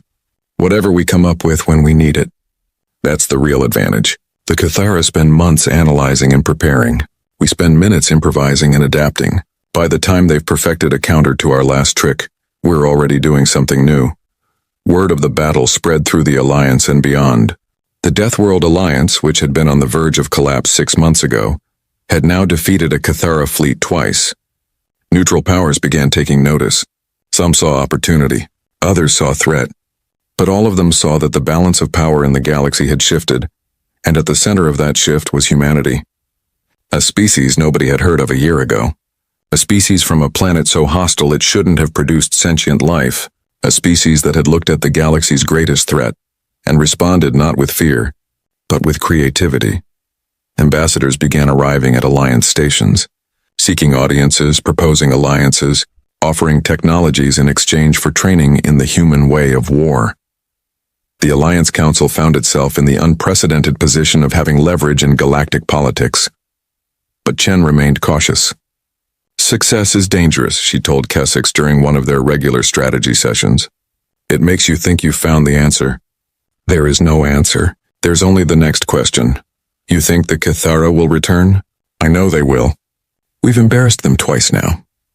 Hurt them badly enough that they can't ignore us. Next time they'll come with everything they have. Then we'll need everything we have, Kessex said. The Alliance Council is discussing full mobilization. Every Death World species is committing their reserve fleets. We'll have 200 ships within a year. And the Cathara will bring 1,000, Chen said quietly. This is their empire we're fighting. They have resources we can't match. The question isn't whether we can defeat them ship to ship. The question is whether we can make victory so costly that they decide we're not worth conquering. She pulled up intelligence reports on the Cathara Dominion.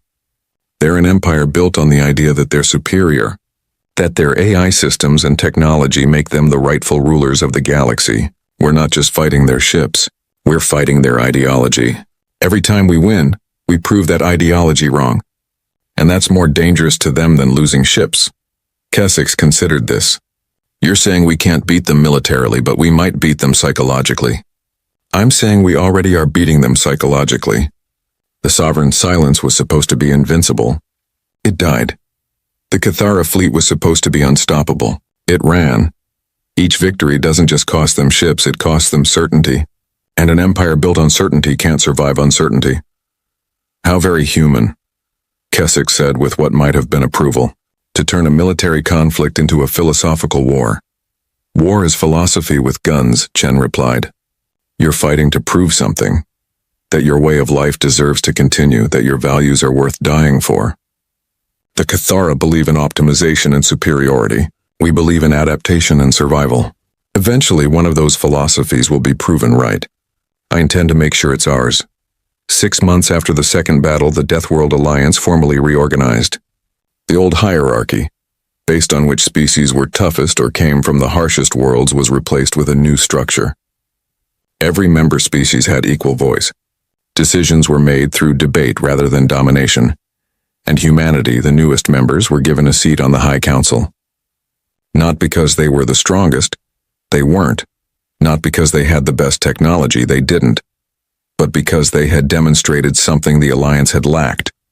The ability to think differently. To find advantages in apparent weaknesses. To turn limitations into strengths. Admiral Sarah Chen stood before the council, accepting her appointment as Joint Commander of Unconventional Warfare. It was a new position, created specifically to formalize what she had been doing informally. Her role was to ensure that the Alliance never became predictable, never fell into patterns that could be exploited, never stopped evolving. We stand at a crossroads, she told the assembled representatives. Behind us is the Alliance as it was. Strong, proud, but ultimately predictable. Ahead of us is the Alliance as it must become, adaptive, creative, and impossible to categorize. The Cathara came to our space expecting to find warriors. They found something they didn't have a word for. They found survivors who had spent their entire evolutionary history learning how to be unkillable. She gestured at the various species around her. The Breakor survived worlds that would crush lesser beings. The shards evolved in pressures that would pulverize most life. The Sakari thrived in toxicity that would kill in seconds. And humans learned to live on a planet that tried to murder them daily for millions of years. We are not warriors. We are something more dangerous. We are survivors who learn to thrive. And that, she continued, her voice carrying to every corner of the chamber, is what the Cathara Dominion doesn't understand. They think this is about military might. It's not. It's about whether the galaxy will be shaped by those who optimize for dominance or those who adapt to survive. They chose optimization. We chose adaptation. And adaptation always wins in the long run, because the environment always changes faster than perfection can keep up. The Council voted unanimously to approve the new organizational structure. The Deathworld Alliance was reborn, not as an association of the toughest species, but as a coalition of survivors who understood that strength came in many forms. As Chen left the council chamber, she found Kessex waiting in the corridor. The War Matron, now High Commander of Coordinated Forces, nodded respectfully. Your speech was effective, Kessex said. You've changed the Alliance more in 1 year than it changed in centuries before humanity arrived. I just helped you see what you already were, Chen replied. You didn't need to change. You needed to evolve. Is there a difference? Change is replacing what you were. Evolution is becoming more of what you already are.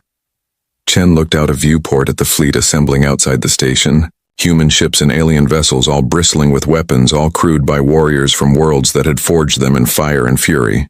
The Cathara think they're facing the Deathworld Alliance, she said quietly. They don't realize they're facing something the galaxy has never seen before. They're facing an alliance of species who learned that the most dangerous weapon in the universe isn't technology or strength. It's the refusal to accept defeat, backed by the creativity to find new ways to survive no matter how many times the universe tries to kill you.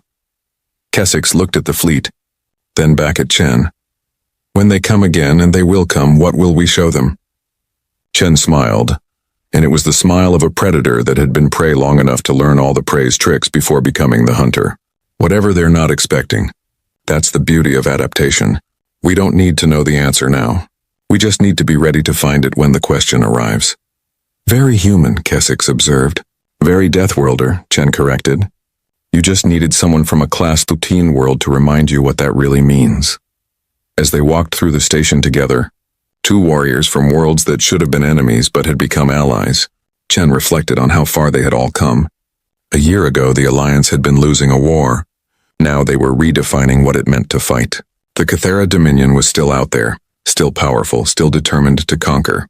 But they would return to find an enemy that was no longer the same. An enemy that had learned that survival wasn't about being unbeatable. It was about being unkillable. And there was a difference. You could beat a warrior. You could beat an army. You could even beat a fleet. But you couldn't beat someone who simply refused to die, who learned from every defeat, who turned every weakness into a different kind of strength, and who never, ever stopped adapting. The Cathara wanted to test themselves against the galaxy's apex predators. They had found them.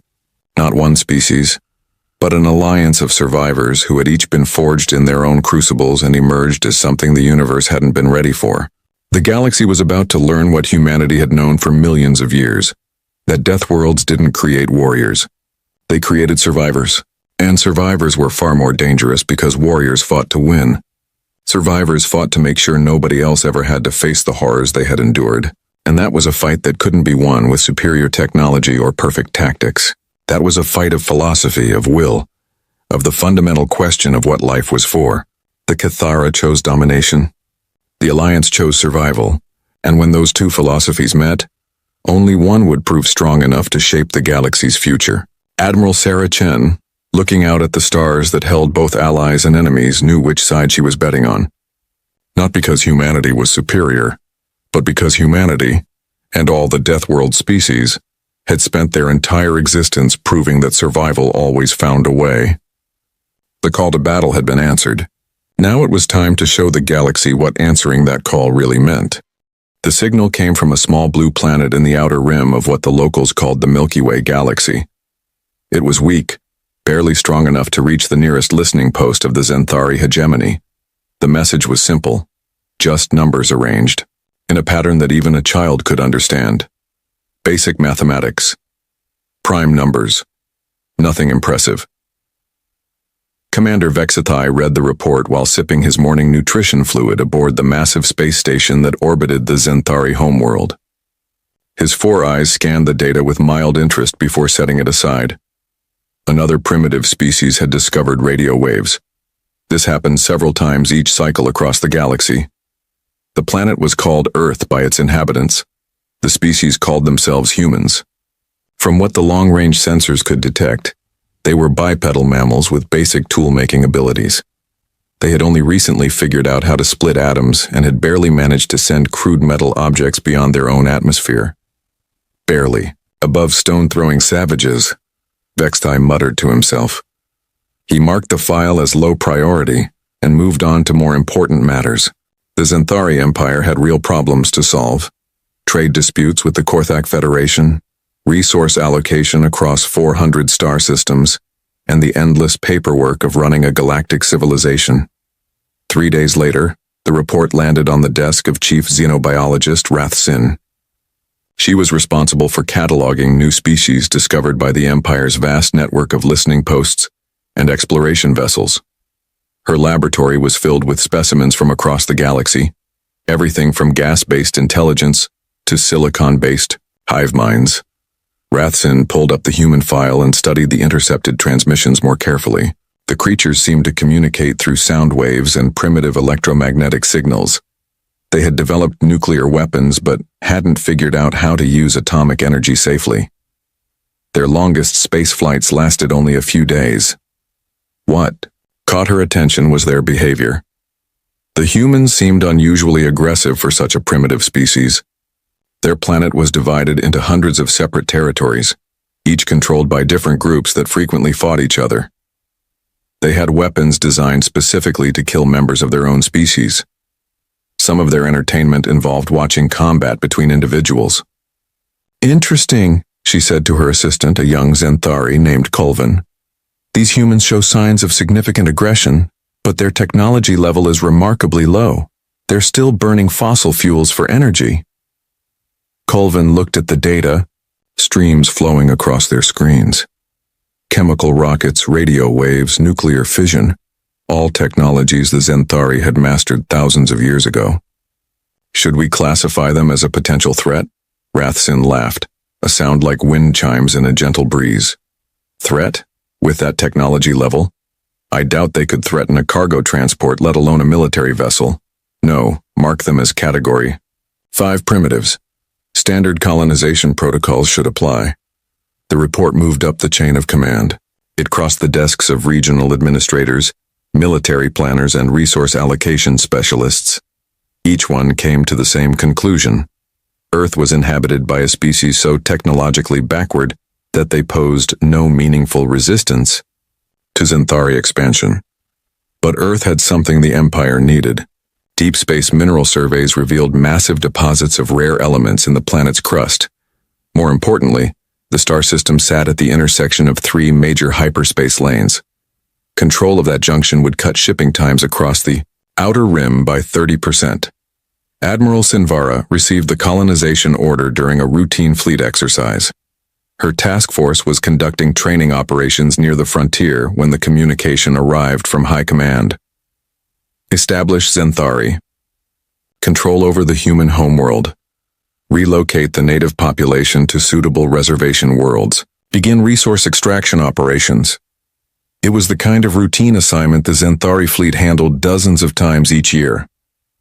Most primitive species surrendered immediately when faced with superior technology. The few that resisted were quickly overwhelmed by weapons they couldn't understand, let alone counter. Sinvara assembled her officers in the flagship's main briefing room. The space was vast, designed to accommodate the Xanthari's tall, graceful forms. Holographic displays showed the target system in 3 dimensions. The mission is straightforward, she began, her voice carrying the authority of decades commanding starships. 1 star system, single habitable planet, approximately 8 billion inhabitants. Technology level suggests they've barely achieved basic spaceflight. Commander Theclor, her tactical officer, studied the human spacecraft designs with amusement. Chemical propulsion? Primitive metal construction? Admiral, our shuttlecraft are more advanced than their largest vessels. Indeed. Intelligence estimates suggest a single heavy cruiser could control their entire planet. We're taking a full compliance fleet simply to speed up the relocation process. Sinvara gestured to the fleet roster. 20 ships, enough firepower to reduce a planet to molten rock. The Zenthari had perfected the art of peaceful conquest long ago. Show overwhelming technological superiority, offer the natives a choice between cooperation and destruction, then relocate them to worlds better suited to their primitive lifestyle. Most species saw reason quickly. Meanwhile, on Earth, Dr. Sarah, Chen was having a very bad day at the Luna Observatory. The Deep Space Monitoring Array had been detecting strange energy signatures for the past week, massive objects moving at impossible speeds through the outer solar system. Run the calculations again, she told her research assistant, Marcus Webb. There has to be an error in the sensor data. Webb shook his head as he double-checked the numbers. I've run it 6 times, Dr. Chen. The objects are approximately 2 kilometers in length, moving at significant fractions of light speed, and they're heading directly toward Earth. Chen stared at the data displays surrounding her workstation. The Luna Observatory was humanity's most advanced deep space monitoring facility. Its sensors could detect objects the size of aircraft from beyond Pluto's orbit. But what they were seeing made no sense according to known physics. If these readings are accurate, we're looking at artificial objects with technology far beyond anything humans have ever developed, she said quietly. Should we report this to Earth Command? Webb asked. Chen hesitated. The last time the observatory had reported unusual readings, it turned out to be a malfunctioning sensor array. She'd spent 3 months defending her competence to a board of inquiry, but these readings were different, consistent across multiple sensor types, verified by backup systems and growing stronger by the hour. Send a preliminary report to the Deep Space Monitoring Division, she decided. Mark it as unconfirmed pending additional verification. The report arrived at the United Nations Space Command during a heated budget meeting. General Patricia Williams, commander of Earth's fledgling space defense network, barely glanced at it before filing it with dozens of other routine reports. Another false alarm from the Luna Observatory wasn't worth interrupting discussions about the new Mars colony supply schedule. But Colonel Marcus Wright, Williams's intelligence advisor, had learned to pay attention to unusual reports. His job was to identify potential threats to human space operations, no matter how unlikely they seemed. He pulled up the Luna Observatory's data and studied it carefully. Wright had been a fighter pilot before joining the intelligence corps. He'd learned to trust his instincts about danger, even when the evidence seemed impossible. Something about these readings bothered him. The objects were too large, too fast, and moving in too organized a formation to be natural phenomena. He placed a secure call to Dr. Chen at the Luna Observatory. Doctor, this is Colonel Wright from Space Command Intelligence. I need to ask you about your recent deep space detection report. Chen's voice carried barely controlled excitement. Colonel, I'm glad someone is taking this seriously. We've been tracking these objects for 8 days now. They're definitely artificial, definitely under intelligent control, and they'll reach Earth orbit in approximately 6 weeks. Wright felt a chill run down his spine. Have you shared this information with anyone outside official channels? No, sir. Just the standard report to Deep Space Monitoring. Good. Keep it that way for now. I'm sending a classification order for your data. Nothing about these objects gets released without my authorization. After ending the call, Wright sat in his office staring at the sensor data. If Dr. Chen was right, humanity was about to have its first contact with an alien intelligence. And if these aliens had the technology to build ships the size of cities and push them to near light speed, they were so far ahead of human science that any encounter would be entirely on their terms. Wright began making quiet preparations. He activated emergency communication protocols with key military leaders around the world. He authorized increased readiness levels for Earth's orbital defense platforms, disguising the orders as routine training exercises. Most importantly, he began identifying personnel who could be trusted with humanity's greatest secret.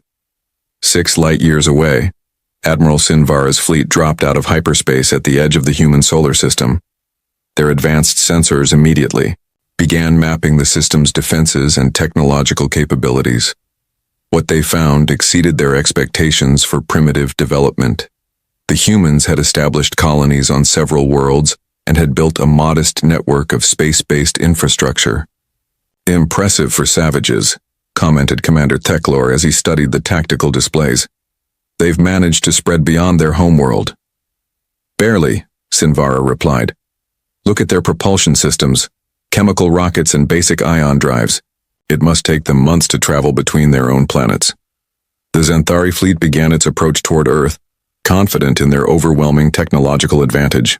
Their weapons could destroy mountains, their shields could deflect nuclear weapons, and their sensors could track objects the size of asteroids from across star systems. But they made one crucial error in their assessment of humanity. The Xanthari measured intelligence and capability purely through technological advancement. They assumed that any species using primitive technology must be primitive in all ways. They never considered that humans might have developed in directions the Xanthari had long ago abandoned. They never imagined that a species still using chemical explosives might understand the fundamental principles of physics in ways that advanced civilizations had forgotten. Back on Earth, Colonel Wright's network of trusted personnel had grown to include scientists, military officers, and engineers across the globe.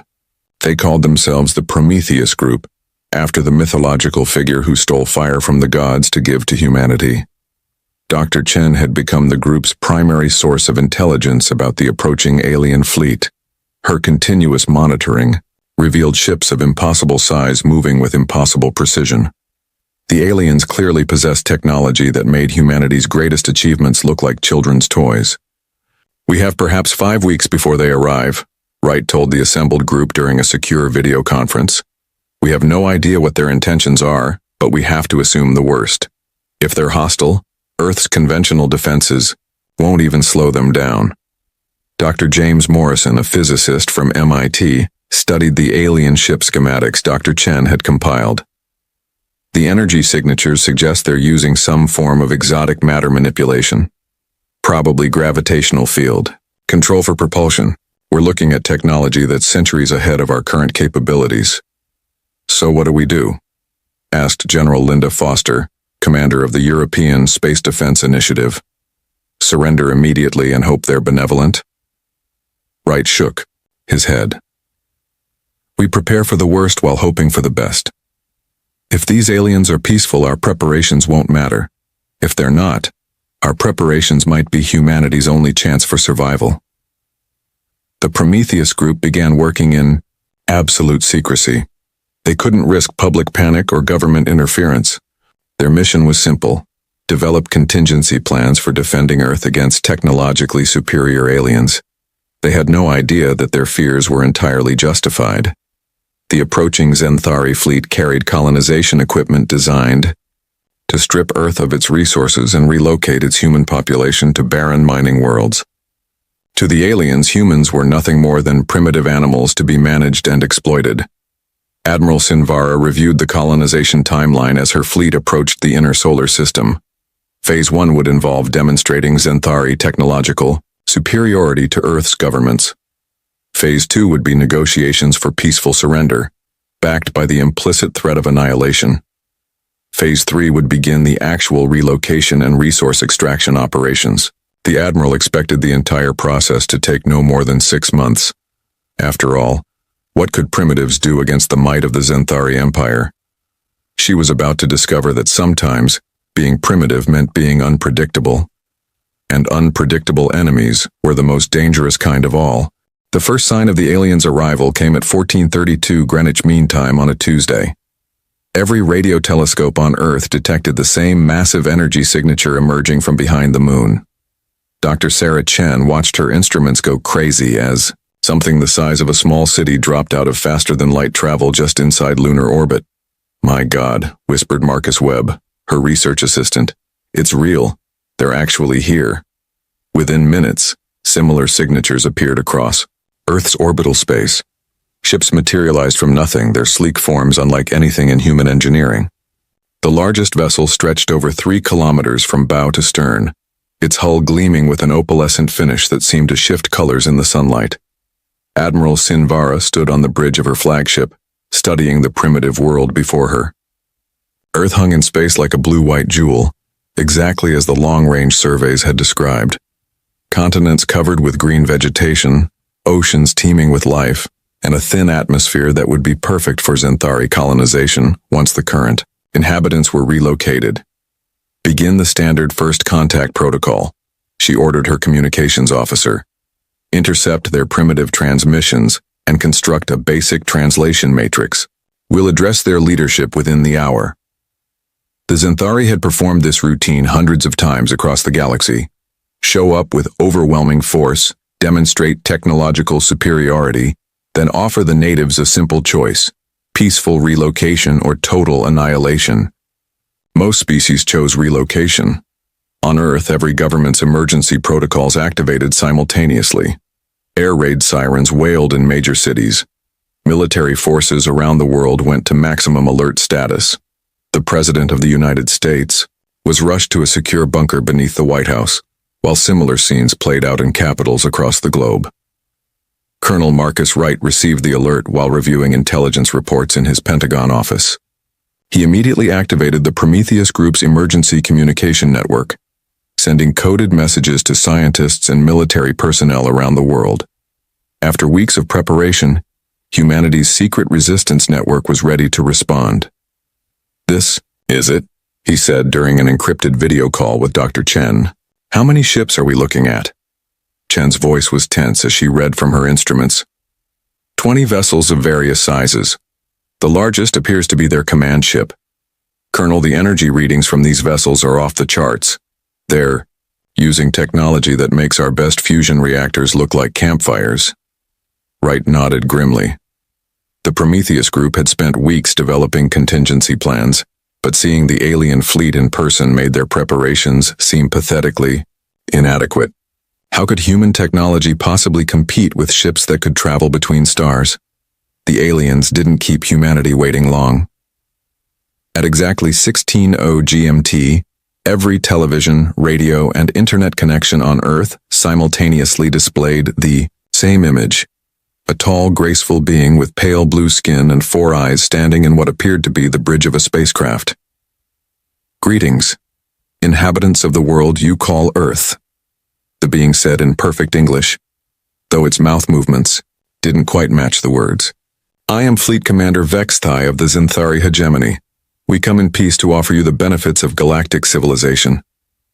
President Janet Morrison watched the broadcast from the White House Situation Room, surrounded by her top advisors and military commanders. The alien's appearance was both beautiful and unsettling, clearly intelligent, clearly advanced, but completely inhuman in ways that made her skin crawl. "We have observed your species for some time," Vexthai continued. "Your recent achievements in atomic energy and space travel have brought you to our attention. The Xanthari Hegemony extends an offer of protection and guidance to your people."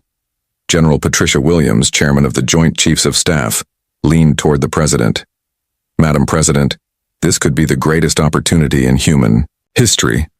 Morrison nodded slowly, but something about the alien's tone bothered her. The creature spoke of offers and protection, but its massive warships hanging in Earth's orbit suggested a different kind of relationship.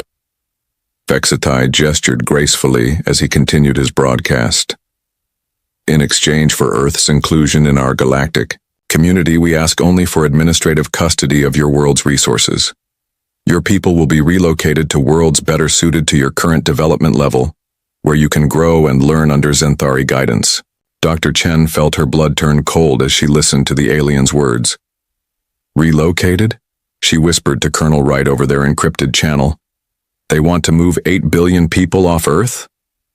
Wright's response was grim. "It gets worse. Look at the subtext. They're talking about taking our planet and shipping us somewhere else like we're refugees in our own solar system." But most of Earth's leaders heard only the promise of advanced technology and galactic citizenship. The alien demonstrated casual miracles during his broadcast, healing a dying plant with a wave of his hand, creating complex objects from thin air, manipulating gravity to make water flow upward. "Your primitive medical science causes unnecessary suffering," Vexthai explained as he demonstrated advanced healing technology. "Xanthari medicine can cure any disease, reverse aging, even regrow lost limbs. Your energy crisis would end with access to our power sources. Faster than light travel would open the galaxy to human exploration. President Morrison found herself mesmerized by the possibilities. Imagine curing cancer with a touch. Imagine clean, unlimited energy. Imagine exploring distant stars as easily as traveling to the next city. The choice is yours, Vexthai concluded. Accept our guidance and join the galactic community as a protected species. Or remain isolated on this single world, struggling with primitive technology while the universe passes you by. The broadcast ended, leaving Earth's leadership to debate humanity's response. Most governments were overwhelmed by the aliens' obvious technological superiority. Why resist beings who could cure diseases that had plagued humanity for centuries? But Colonel Wright and the Prometheus group weren't convinced. Wright had spent years studying military history, and the aliens' offer reminded him of historical examples he'd rather forget. European colonizers offering protection to indigenous peoples usually just before enslaving or destroying them. We need more information, he told Dr. Chen during an emergency Prometheus group meeting. These aliens are being very careful about their choice of words. They talk about administrative custody and relocation, but they never explain exactly what that means. Dr. James Morrison, the group's lead physicist, had been analyzing the alien ship's energy signatures. I've been studying their technology, and something doesn't add up. These ships are incredibly advanced, but they're using brute force solutions to problems we've learned to solve more elegantly. What do you mean? Wright asked. Their propulsion systems are based on massive energy expenditure. They're essentially forcing reality to bend around them through raw power. But there are more efficient ways to manipulate space-time that they don't seem to know about. Wright felt a spark of hope. Are you saying their technology has weaknesses?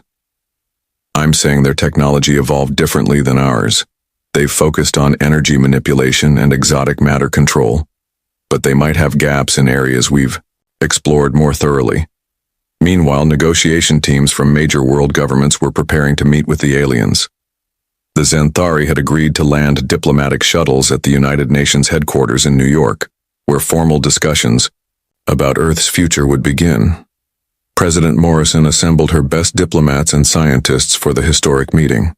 Secretary of State David Chen led the American delegation, while similar teams from China, Russia, the European Union, and other major powers prepared their own positions. But unknown to the official negotiators, Colonel Wright had activated a different kind of team. The Prometheus group had placed surveillance specialists in positions where they could monitor the alien-human talks. If the Xanthari were hiding their true intentions, Wright intended to discover them. Dr. Sarah Chen had modified the Luna Observatory's sensor array to eavesdrop on alien communications. The Xanthari ships were constantly transmitting data between vessels, and while the signals were encrypted, patterns in the transmissions might reveal useful information. I'm picking up massive data transfers between their ships, she reported to Wright. Whatever they're discussing, it's detailed enough to require significant bandwidth. Wright's surveillance team, led by NSA cryptologist Amanda Foster, had positioned listening devices around the UN building. If the aliens said anything revealing when they thought humans weren't listening, the Prometheus group would hear it. The first formal meeting between humans and aliens took place in the UN Security Council chamber. Fleet Commander Vexthai arrived, with a small delegation of Xanthari officers, their tall forms elegant and intimidating in the human-sized space. We are pleased by humanity's interest in joining galactic civilization, Vexthai began. The relocation process can begin immediately. We have prepared suitable worlds and systems better matched to your species' current capabilities. Secretary Chen asked the question that had been bothering many of the human negotiators. Commander, could you be more specific about these relocation worlds? What exactly are we being offered? Vexthai's 4 eyes blinked in sequence, a gesture the humans couldn't interpret. The worlds we have selected feature climates similar to Earth, with adequate resources to support human populations. Your people will be free to develop their own communities under Xanthari guidance. But what about Earth itself? Asked the Chinese representative. This is our home, Our entire history is tied to this planet. Earth contains resources vital to galactic commerce, Vextai replied smoothly. The planet's location makes it strategically important for hyperspace navigation. However, your people will be well compensated for any inconvenience. Dr. Chen, monitoring from the Luna Observatory, noticed something disturbing about the alien communications during the meeting. The data transmissions between Zenthari ships spiked every time human negotiators asked difficult questions. The aliens were clearly coordinating their responses in real time. They're not negotiating, she told Wright over their encrypted channel. They're managing us. Every answer is being calculated and approved by their entire fleet. Wright's worst suspicions were confirmed when Amanda Foster's listening devices picked up unguarded alien conversations during a break in the negotiations. The Zenthari delegates thought they were speaking privately, but advanced human surveillance technology was recording every word. The primitives are asking more questions than expected, one alien said to another.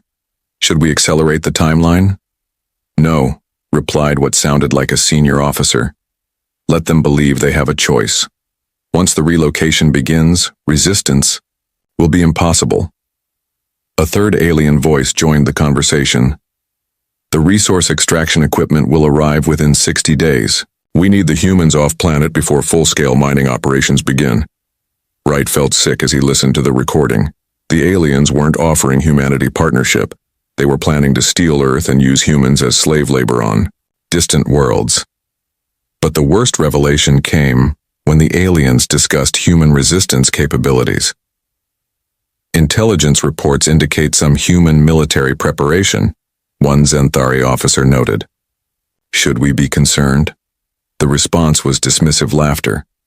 What could primitives do against our technology? Their most powerful weapons couldn't scratch our lightest shields. If they become troublesome, we'll simply demonstrate the consequences of resistance. Wright realized that humanity had perhaps days before world governments agreed to surrender. The aliens' technology was clearly superior to anything humans possessed. But the Prometheus group had been preparing for exactly this scenario. Emergency. Meeting all cells. He transmitted to the resistance network. It's time to activate contingency plans. Dr. Morrison's physics team had spent weeks analyzing alien technology for potential weaknesses. Their conclusion was disturbing but offered a glimmer of hope. The Zenthari had become so dependent on advanced technology that they'd never developed certain fundamental sciences that humans had mastered. Their shields are based on exotic particle manipulation, Morrison explained during the emergency meeting. But they're designed to deflect energy weapons and kinetic projectiles. I don't think they've ever encountered certain types of electromagnetic interference. What kind of interference? Wright asked. The kind humans discovered by accident during our primitive radio experiments a century ago. Wright began to smile, for the first time in days. Sometimes being primitive had advantages that advanced civilizations never considered. 3 months after the Zenthari arrival, Earth looked like a different world. Massive alien structures rose from former cities, their curved walls gleaming with the same opalescent finish as the ships in orbit. The aliens called them processing centers, where humans underwent evaluation for relocation to appropriate worlds. President Morrison stood on the balcony of what had once been the White House, watching Zenthari construction vehicles reshape the landscape around Washington, D.C. The aliens had been polite but firm. Human governments could maintain ceremonial authority, but all real decisions now came from Fleet Commander Vextai. The first transport ships will arrive next week, her aide informed her. Commander Vextai expects to begin relocating populations from major metropolitan areas. Morrison nodded wearily. The aliens had demonstrated their power too clearly for meaningful resistance. When the governor of Texas had attempted to organize military opposition, a single Zenthari ship had precisely vaporized an abandoned military base from orbit. The message was clear: cooperation or annihilation. But unknown to the world's surrendered governments, Colonel Marcus Wright's resistance network had spent those 3 months preparing for war. The Prometheus group had evolved from a small collection of concerned scientists and military officers into a global underground organization with cells on every continent. Dr. Sarah Chen worked from a hidden facility beneath the Swiss Alps. Her Original Luna Observatory equipment relocated and expanded. She monitored alien communications constantly, learning more about Xanthari technology and intentions with each passing day. "They're not just stealing our planet," she reported during a secure video conference with Wright and other resistance leaders. "I've intercepted shipping manifests for the next phase of their operation. They're planning to extract Earth's entire molten core for rare minerals." Wright felt his stomach clench.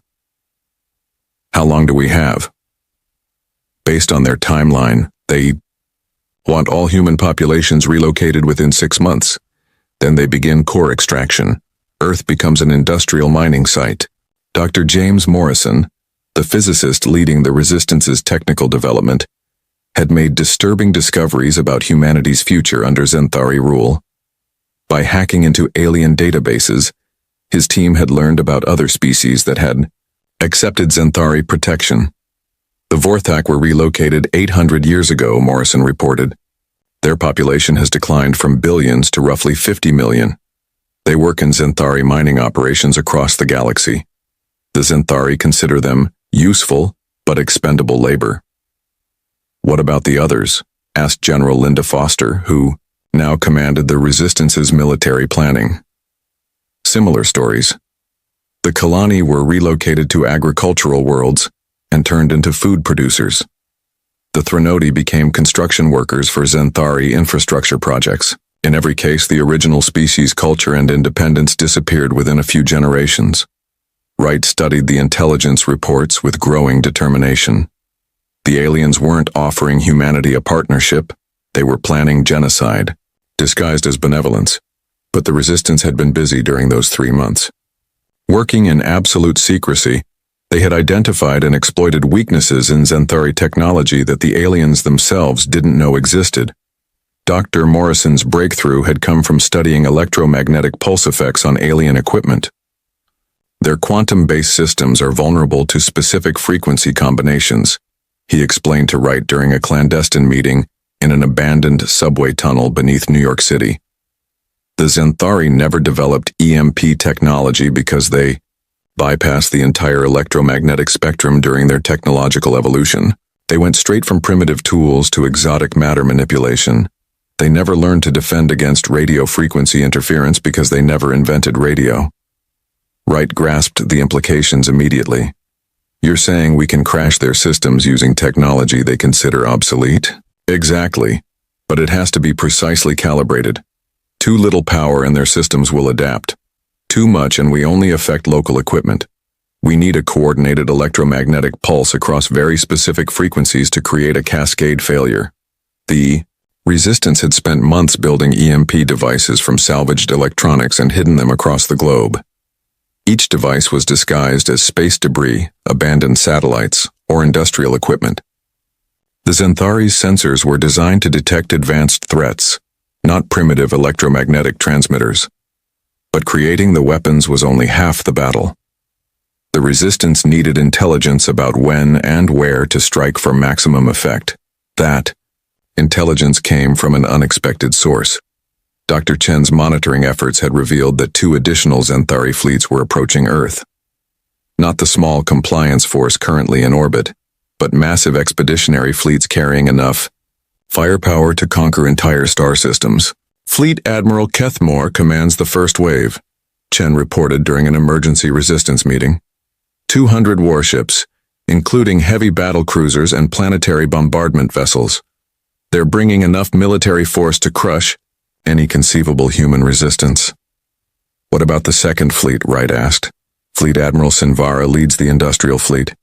150 ships loaded with mining equipment, orbital factories, and core extraction machinery. Once they arrive, Earth's destruction becomes irreversible. Wright realized that humanity had perhaps weeks before the window for resistance closed forever. Once those fleets arrived, even a successful EMP attack would only delay the inevitable. "When do they get here?" he asked. "Admiral Kethmore's fleet drops out of hyperspace in 18 days. Sinvara's industrial fleet arrives 3 days later." The Resistance faced an impossible choice. They could attack the current occupation force, but that would alert the incoming fleets and eliminate any chance of surprise. Or they could wait. for all three fleets to arrive and attempt to cripple the entire Zenthari force with one coordinated strike. We wait, Wright decided. If we're going to do this, we do it right. One chance to hit them when they're not expecting primitive humans to fight back. But waiting required the resistance to watch helplessly as the Zenthari accelerated their relocation operations. Transport ships arrived daily, loading human populations for shipment to distant worlds. Families were separated, communities destroyed, and Earth's cities emptied of their inhabitants. Amanda Foster, the Resistance's intelligence chief, infiltrated one of the processing centers by posing as a volunteer coordinator. What she discovered there convinced even the most optimistic Resistance members that negotiation with the aliens was impossible. They're not relocating humans to garden worlds, she reported after escaping the facility. I saw the shipping manifests. Adults are being sent to mining colonies with life expectancies measured in years, not decades. Children are separated for education and integration into Zenthari society. Slavery, Wright said quietly. They're turning us into slaves and taking our children. Foster nodded grimly. It gets worse. I overheard Zenthari technicians discussing the next phase. Once Earth's population is below 1 billion, they begin atmospheric modification to make the planet more suitable for Zenthari colonization. The Resistance realized they weren't just fighting for human independence. They were fighting for human survival. Meanwhile, Fleet Admiral Kethmore reviewed his battle plans as his massive fleet approached the Sol system. Intelligence reports suggested that human resistance had been minimal. A few scattered protests, some ineffective sabotage attempts, but nothing that posed a serious threat to Zenthari operations. The primitives seemed to have accepted their situation, his tactical officer reported. Ground commanders report cooperation from most human governments. Kethmore studied the tactical displays showing Earth's orbital defenses, a handful of primitive space stations, some basic missile systems, and scattered military installations. Nothing that could threaten a single Zenthari cruiser, let alone an entire fleet. What about the human military forces? He asked. Mostly deactivated or absorbed into the compliance structure. There are reports of some military personnel disappearing, presumably deserters unable to accept the new reality. Kethmore dismissed the concern. Deserters were a common problem during planetary acquisitions. A few humans hiding in caves couldn't threaten an operation involving 3 complete fleets. But those deserters were actually the core of humanity's resistance network. Colonel Wright had carefully recruited the most capable and dedicated military personnel from around the world. Officers like General Foster, who had commanded the European Space Defense Initiative. Specialists like Commander Sarah Walsh, a former submarine warfare expert who understood how to fight enemies with superior technology. The Resistance had also attracted Earth's brightest scientists and engineers. Dr. Morrison's physics team included researchers from MIT, CERN, and the Japanese Space Agency. Dr. Chen's monitoring operation relied on astronomers and communications specialists from dozens of countries. Most importantly, the Resistance had recruited ordinary people who refused to accept humanity's surrender. Teachers, factory workers, farmers, and students who volunteered for the most dangerous missions. They built the hidden EMP devices, smuggled supplies to resistance cells, and provided the intelligence network that kept the movement secret. We're not just fighting for ourselves, Wright reminded his team during their final planning meeting. We're fighting for every human being who will never be born if Earth becomes a Zenthari mining colony. The plan was called Operation Blackout, named for what would happen to Zenthari systems when the electromagnetic pulse cascaded through their quantum networks. Hidden EMP devices positioned around the globe would fire simultaneously when the alien fleets were in optimal position. Dr. Morrison had calculated the precise moment when the attack would be most effective. Both fleets will be in Earth orbit, along with the original occupation force. Over 350 alien ships in a concentrated formation, all connected through quantum communication networks. When they're all linked together, the upper EMP cascade will propagate through their entire fleet instantaneously, added Dr. Chen. Every ship, every weapon, every life support system will fail simultaneously. Wright felt the weight of humanity's future on his shoulders. How long do we have to implement the attack once the fleets arrive? Maybe 6 hours, Morrison replied. Once they finish docking procedures and establish orbital defensive positions, they'll begin core extraction operations. After that, even if we destroy their fleets, Earth will be uninhabitable. The Resistance made their final preparations as Admiral Kethmore's fleet approached the edge of the solar system. Hidden around the globe, thousands of Resistance members waited for the signal that would determine whether humanity lived as free beings or died as slaves. But the aliens had made one crucial error in their assessment of human capabilities. They assumed that technological superiority meant superiority in all areas. They never considered that a species they dismissed as primitive might understand fundamental principles of physics that their own advanced civilization had forgotten. They never imagined that humans would turn the aliens' greatest strength, their interconnected technology, into their greatest weakness. The Xanthari were about to learn that sometimes the most dangerous enemy is the one you underestimate completely. Fleet Admiral Kethmore stood on the bridge of his flagship as 200 Xanthari warships dropped out of hyperspace at the edge of Earth's solar system.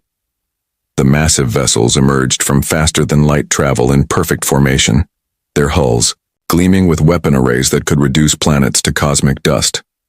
"Status report," he commanded, his 4 eyes scanning the tactical displays that showed the primitive human star system spread before his fleet. "All ships report successful." "Transition, Admiral," his communications officer replied. "No system damage. All weapons and defensive systems online. The compliance fleet reports standard occupation operations proceeding on schedule." Kethmore nodded with satisfaction. This would be another routine expansion operation for the Xanthari Empire. Overwhelm the primitives with superior technology, complete the relocation process, then begin resource extraction. His fleet had performed similar operations across dozens of star systems, but hidden in a bunker beneath the Rocky Mountains, Colonel Marcus Wright watched the alien fleet's arrival with grim determination. The Prometheus Group's sensor network tracked each massive ship as it took position in Earth's outer orbital zone. 200 ships confirmed, reported Dr. Sarah Chen from her monitoring station. The largest vessels are approximately 4 kilometers in length. Energy signatures suggest they're carrying enough firepower to glass the entire planet. Wright felt the familiar weight of command responsibility. In 18 hours, Admiral Sinvara's industrial fleet would arrive with the equipment to strip mine Earth's core. Once that happened, humanity's homeworld would become uninhabitable regardless of who won the coming battle. "Signal all cells," he ordered. "Phase 1 of Operation Blackout is now active. All personnel to final positions." Across the globe, thousands of Resistance members received the coded transmission and began moving to their assigned locations. Scientists and engineers made final adjustments to hidden EMP devices. Military specialists took positions near critical alien installations. Intelligence operatives prepared to monitor enemy communications during the chaos that would follow. Dr. James Morrison checked the status of the primary EMP network from his hidden laboratory beneath the Swiss Alps. Months of preparation had culminated in this moment. Nearly 800 electromagnetic pulse generators positioned around Earth, each precisely calibrated to create a cascade failure in Xanthari quantum systems. "All primary nodes show green status," he reported to Wright. "The devices are drawing power from hidden sources and should remain undetected until activation." "What about the backup systems?" Wright asked. 150 backup devices in secondary positions. If the aliens detect and destroy our primary network, we have enough redundancy to complete the mission. The plan depended on perfect timing. The Resistance needed both alien fleets in orbit simultaneously, close enough for the EMP cascade to affect every ship at once. Too early, and Admiral Sinvara's industrial fleet would escape to warn the Xanthari Empire. Too late, and core extraction would begin. Meanwhile, Admiral Kethmore reviewed intelligence reports about human resistance activities. His staff had detected some unusual electromagnetic emissions from Earth's surface, but the readings were dismissed as primitive industrial activity. The humans seemed to be maintaining some manufacturing operations, his science officer reported. Nothing that poses a threat to our ships, but their electromagnetic signatures are somewhat higher than expected for a subjugated population. Kethmore barely listened to the report. Human technology was so primitive that their most advanced equipment couldn't threaten a Zinthari shuttle, let alone a battle cruiser. His attention was focused on establishing orbital control and preparing defensive positions for the industrial fleet's arrival. "Deploy the fleet in standard occupation formation," he ordered. "I want complete sensor coverage of the planet and all approaches. Once Admiral Sinvara arrives, we begin final phase operations." The Zinthari warships moved into position with mechanical precision. Each vessel took its assigned coordinates, creating an orbital network that could intercept any threat from space or surface. Their advanced sensors swept Earth continuously, monitoring human activity and identifying potential resistance concentrations. But the alien sensors were designed to detect advanced technology. They easily spotted human military installations, spacecraft, and communications arrays. What they missed entirely were the primitive EMP devices hidden in abandoned buildings, disguised as industrial equipment, or buried in locations the aliens considered strategically worthless. Dr. Chen monitored alien communications from her hidden facility, listening to fleet commanders coordinate their operations. "They're treating this like a routine expansion," she reported to Wright. "No special security measures, no increased alert status. They genuinely believe humans pose no threat." Wright felt a cold satisfaction at the aliens' arrogance. The Zinthari had conquered hundreds of worlds using overwhelming technological superiority. They had never encountered an enemy that would turn their own advanced systems against them. "What's our timeline for Sinvara's fleet?" he asked. 17 hours, 32 minutes until hyperspace emergence, Chen replied. "Based on standard Zinthari procedures, they'll need approximately 6 hours to establish orbital positions and begin core extraction operations." Wright did the math in his head. That gave the Resistance less than 24 hours to execute Operation Blackout. After that, Earth would be lost regardless of the battle's outcome. But the Resistance faced one final challenge. Admiral Kethmore's fleet had established communication links with the occupation forces already on Earth. If the EMP attack failed to disable every alien system simultaneously, the survivors could warn the approaching industrial fleet. Amanda Foster, the Resistance's intelligence chief, had infiltrated the Zinthari command center in what had once been Washington, D.C. Her mission was to monitor alien communications during the attack and ensure no warnings reached Admiral Sinvara's fleet. "I'm in position," she reported over encrypted channels. "The aliens have established a quantum communication array that links all their forces. If we can't disable it completely, they'll have real-time contact with ships outside the Sol system." Wright realized the stakes were even higher than he'd imagined. If Operation Blackout failed, it wouldn't just doom Earth. It would alert the entire Zinthari Empire to humanity's resistance capabilities. Future operations against human colonies would be prepared for EMP attacks. "We get one chance," he told his command team. "If this doesn't work, humanity doesn't get a second try." Hours passed as both sides prepared for what they didn't know would be a decisive battle. The Zinthari completed their orbital deployment, confident in their overwhelming advantage. The humans made final preparations for an attack the aliens couldn't imagine. Admiral Sinvara's industrial fleet arrived exactly on schedule, dropping out of hyperspace in the outer solar system with mathematical precision. 150 massive vessels emerged from faster-than-light travel, their hulls bristling with mining equipment, orbital factories, and planetary processing machinery. "Industrial fleet has arrived," reported Admiral Kethmore's communications officer. "Admiral, Sinvara requests permission to begin approach to Earth orbit." Kethmore granted the request without hesitation. Soon both fleets would be in position to begin the final phase of Earth's conquest.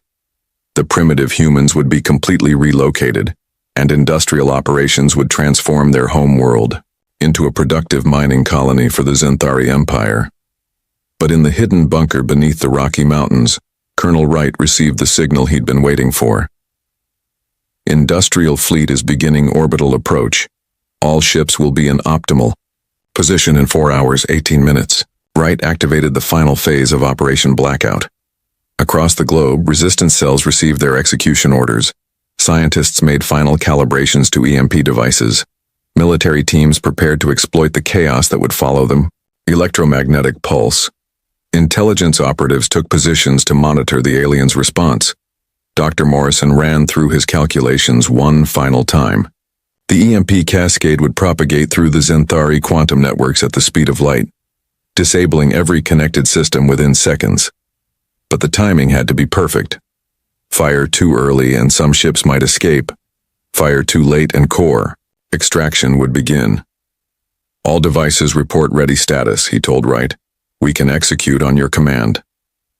Wright watched the tactical displays showing hundreds of alien ships moving into Earth orbit. Each vessel carried enough firepower to destroy human civilization, but they were about to discover that technological superiority meant nothing if your technology could be turned against you. Admiral Sinvara's flagship took its position in the center of the combined fleet formation. The industrial vessels began deploying massive machines designed to crack open planetary cores and extract the molten materials within. In a few hours, Earth would begin its transformation from living world to cosmic mine. Begin preliminary core mapping, Sinvara ordered her geological teams. I want extraction operations to commence within 6 hours. The Admiral had no idea that human resistance fighters were monitoring her every command. Dr. Chen's surveillance network tracked the industrial fleet's preparations, counting down the minutes until core extraction became irreversible. They're deploying core penetrators, she reported to Wright. Once those devices are active, they'll begin breaching Earth's mantle. We have maybe 2 hours before the damage becomes permanent. Wright made the hardest decision of his life. Operation Blackout would begin in precisely 1 hour, when both alien fleets were in optimal position. Every human resistance fighter around the world would activate their EMP devices simultaneously, creating a cascade failure that would cripple the entire Xanthari force. But if the plan failed, if the aliens' technology proved more resilient than expected, then humanity would face the combined fury of 350 alien warships with no chance of survival. Send the execution signal, Wright commanded. Operation Blackout commences in 60 minutes. The message flashed to resistance cells around the world. Hidden in bunkers, abandoned buildings, and camouflaged positions, thousands of humans prepared to discover whether their primitive technology could defeat the most advanced military force in the galaxy. Admiral Kethmore stood on his bridge, watching the industrial fleet deploy its massive machinery. Soon another primitive world would be added to the Xanthari Empire's resource base. The humans had been more cooperative than some species, accepting relocation with minimal resistance. He had no idea that in less than an hour, his mighty fleet would be reduced to floating debris by technology the Xanthari considered obsolete. The aliens were about to learn that sometimes the most dangerous weapon is the one your enemy thinks you don't have. At exactly 1432, Greenwich Mean Time, 800 electromagnetic pulse devices hidden across Earth fired simultaneously. The coordinated burst of radio frequency energy erupted from every continent, creating an invisible wave of electromagnetic interference that raced outward at the speed of light. Dr. James Morrison watched his instruments from the hidden facility beneath the Swiss Alps as the EMP cascade began. All primary devices have fired, he reported to Colonel Wright. Electromagnetic pulse is propagating through local space. The effect on Xanthari technology was immediate and catastrophic. Their quantum-based computer systems, designed to operate in the exotic matter realm, had never been hardened against primitive electromagnetic interference. The carefully calibrated frequencies struck their networks like a virus, cascading through every connected system. Admiral Kethmore was reviewing tactical displays on his flagship's bridge when every screen suddenly went dark. Emergency lighting failed. Life support systems shut down. The massive warship that had been a pinnacle of technological achievement became a dead hulk floating in space. What's happening? He demanded, but his communication systems were dead. The quantum networks that connected his fleet had crashed completely, leaving each ship isolated and powerless. Similar scenes played out across both alien fleets. Admiral, Sinvara watched in horror as her industrial vessels went dark one by one. Massive core extraction machines that had been preparing to crack open Earth's mantle suddenly powered down. Orbital factories designed to process planetary materials shut down completely. "Emergency power," she shouted to her crew, but there was no response. Even backup systems had failed as the EMP cascade propagated through every circuit, every quantum processor, every exotic matter conduit in the Zenthari ships. In the hidden bunker beneath the Rocky Mountains, Colonel Wright received confirmation. Reports from resistance cells around the world. "EMP deployment successful across all zones," Amanda Foster reported. "Alien communications have gone completely silent." Dr. Sarah Chen monitored the electromagnetic spectrum from her facility, confirming what they all hoped to see. No alien transmissions detected on any frequency. Their quantum networks are completely down. But the humans knew they had only minutes before the aliens attempted to restore power. Emergency protocols would activate backup systems, and the Zenthari would realize they were under attack. The resistance had to exploit their advantage immediately. "Phase 2, execute now," Wright commanded. Across Earth's surface, human teams that had spent months positioning themselves near alien installations launched coordinated attacks. But these weren't conventional military strikes. They were precisely targeted operations designed to prevent the aliens from restoring power. Chemical explosives, considered primitive by Zenthari standards, destroyed quantum power generators that had no defenses against such crude weapons. EMP devices continued firing in rotating patterns, ensuring that any system the aliens managed to restart would immediately crash again. The Zenthari had built their entire technological civilization around exotic matter manipulation and quantum computing. They had shields that could deflect energy weapons and armor that could withstand kinetic projectiles. But they had no defenses against electromagnetic interference because they'd never considered it a threat. Admiral Kethmore struggled through his darkened flagship, trying to reach the emergency command center. The artificial gravity had failed, leaving him floating helplessly through corridors lit only by bioluminescent emergency strips. Around him, his crew members were suffocating as life support systems remained offline. "Manual override," he gasped to a junior officer floating nearby. "Find the manual override for life support." But there was no manual override. The Zenthari had become so dependent on automated systems that they'd eliminated manual controls generations ago. Their ships were marvels of technological integration, and that integration had become their fatal weakness. Dr. Morrison monitored the electromagnetic cascade from his hidden laboratory, watching as it continued to propagate through the alien fleet. "The effect is self-sustaining," he reported with amazement. "Their quantum networks are creating feedback loops that prevent recovery. Every time a system tries to restart, it crashes the surrounding network." Colonel Wright felt a moment of savage satisfaction as he watched the mighty alien fleets reduced to powerless hulks. But he knew the battle was far from over. "What's our timeline before they can restore communications?" "Based on the system architecture we've observed, they need to physically disconnect their quantum networks and restart each ship individually," Morrison replied. "That could take hours or even days." But hours were all the resistance needed. Human teams were already boarding the darkened alien ships, using simple tools and weapons that the Zenthari had never prepared to defend against. Cutting torches designed for industrial work breached alien hull materials. Chemical explosives destroyed critical systems. Simple projectile weapons eliminated any aliens who attempted to resist. Amanda Foster led a team into the Zenthari Command Center in Washington, D.C., finding the facility completely dark and lifeless.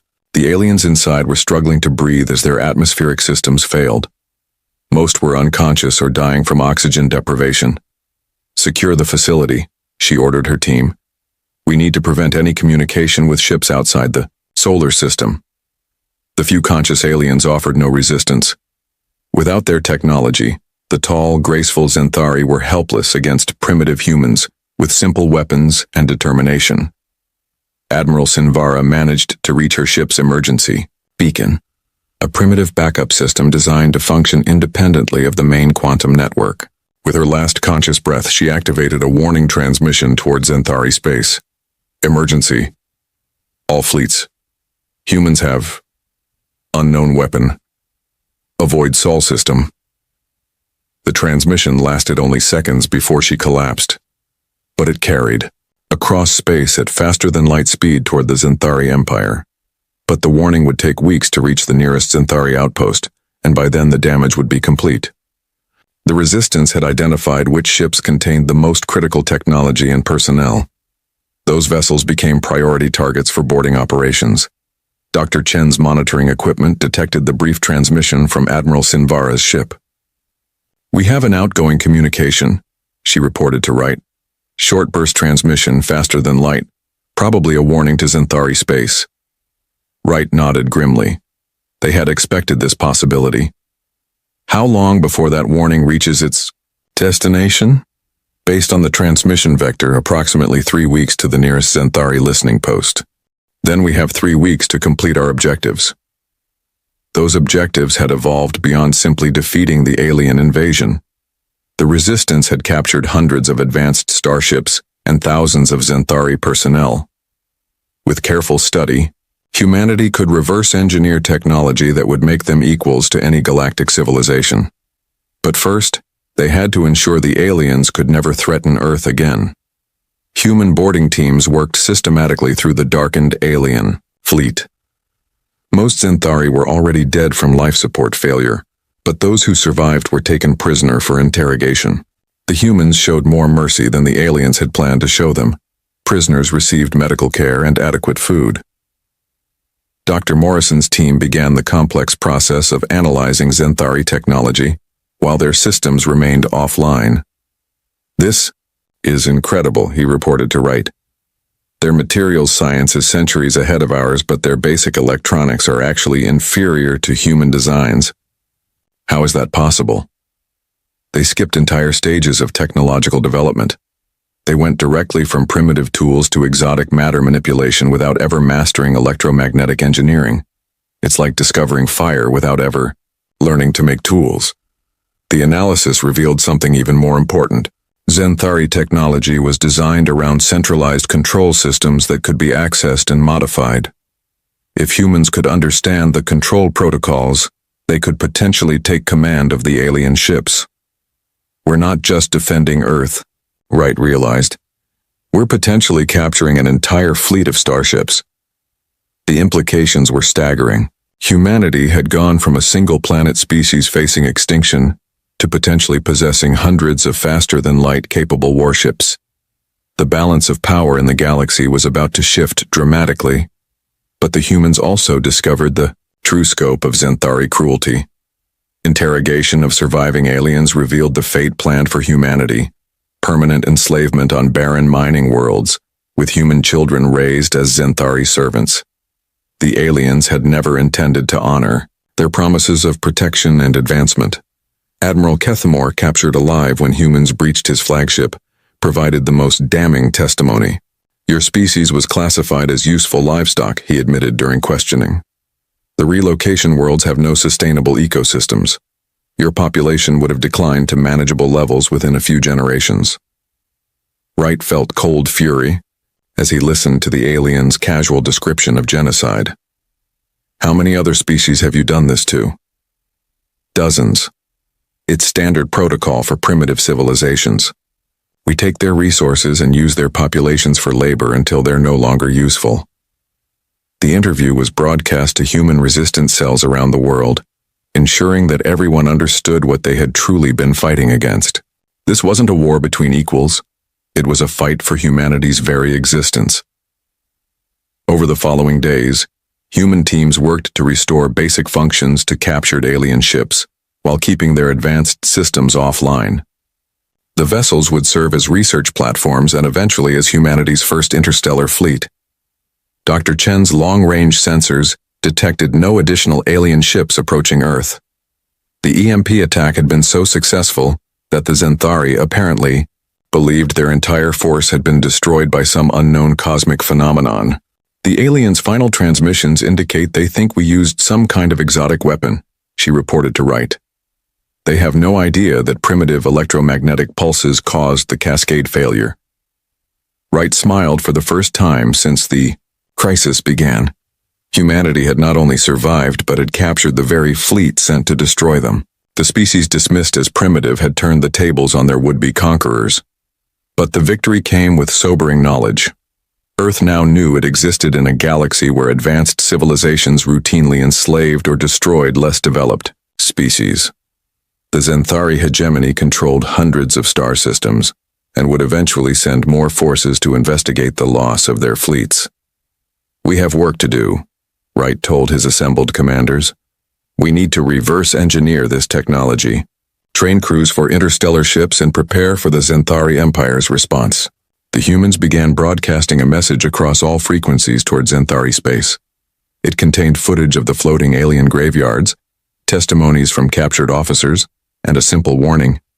Earth was no longer defenseless, and humanity would remember what the Xanthari had planned to do to them. The message concluded with Admiral Kethmore's own words, taken from his interrogation. "We underestimated them completely. They turned our greatest strength into our greatest weakness. Mark the Sol system as forbidden territory. The humans are far more dangerous than we ever imagined." As reports of the victory spread to human colonies and outposts across the galaxy, enslaved human populations began planning their own resistance movements. Earth had shown that the mighty Xanthari could be defeated. Now it was time to liberate every human community from alien oppression. The darkness that had taken 2 alien fleets became the dawn of humanity's rise as a galactic power. The species once dismissed as primitive had proven that intelligence, determination, and the willingness to fight for survival could overcome any technological advantage. And in the depths of space, the Xanthari Empire received Admiral Sinvara's final transmission and marked the Sol system with a warning that would persist for generations. Extreme hazard, hostile primitive species. All ships maintain maximum distance. Humanity had earned its place among the stars not through surrender but through the absolute refusal to accept extinction.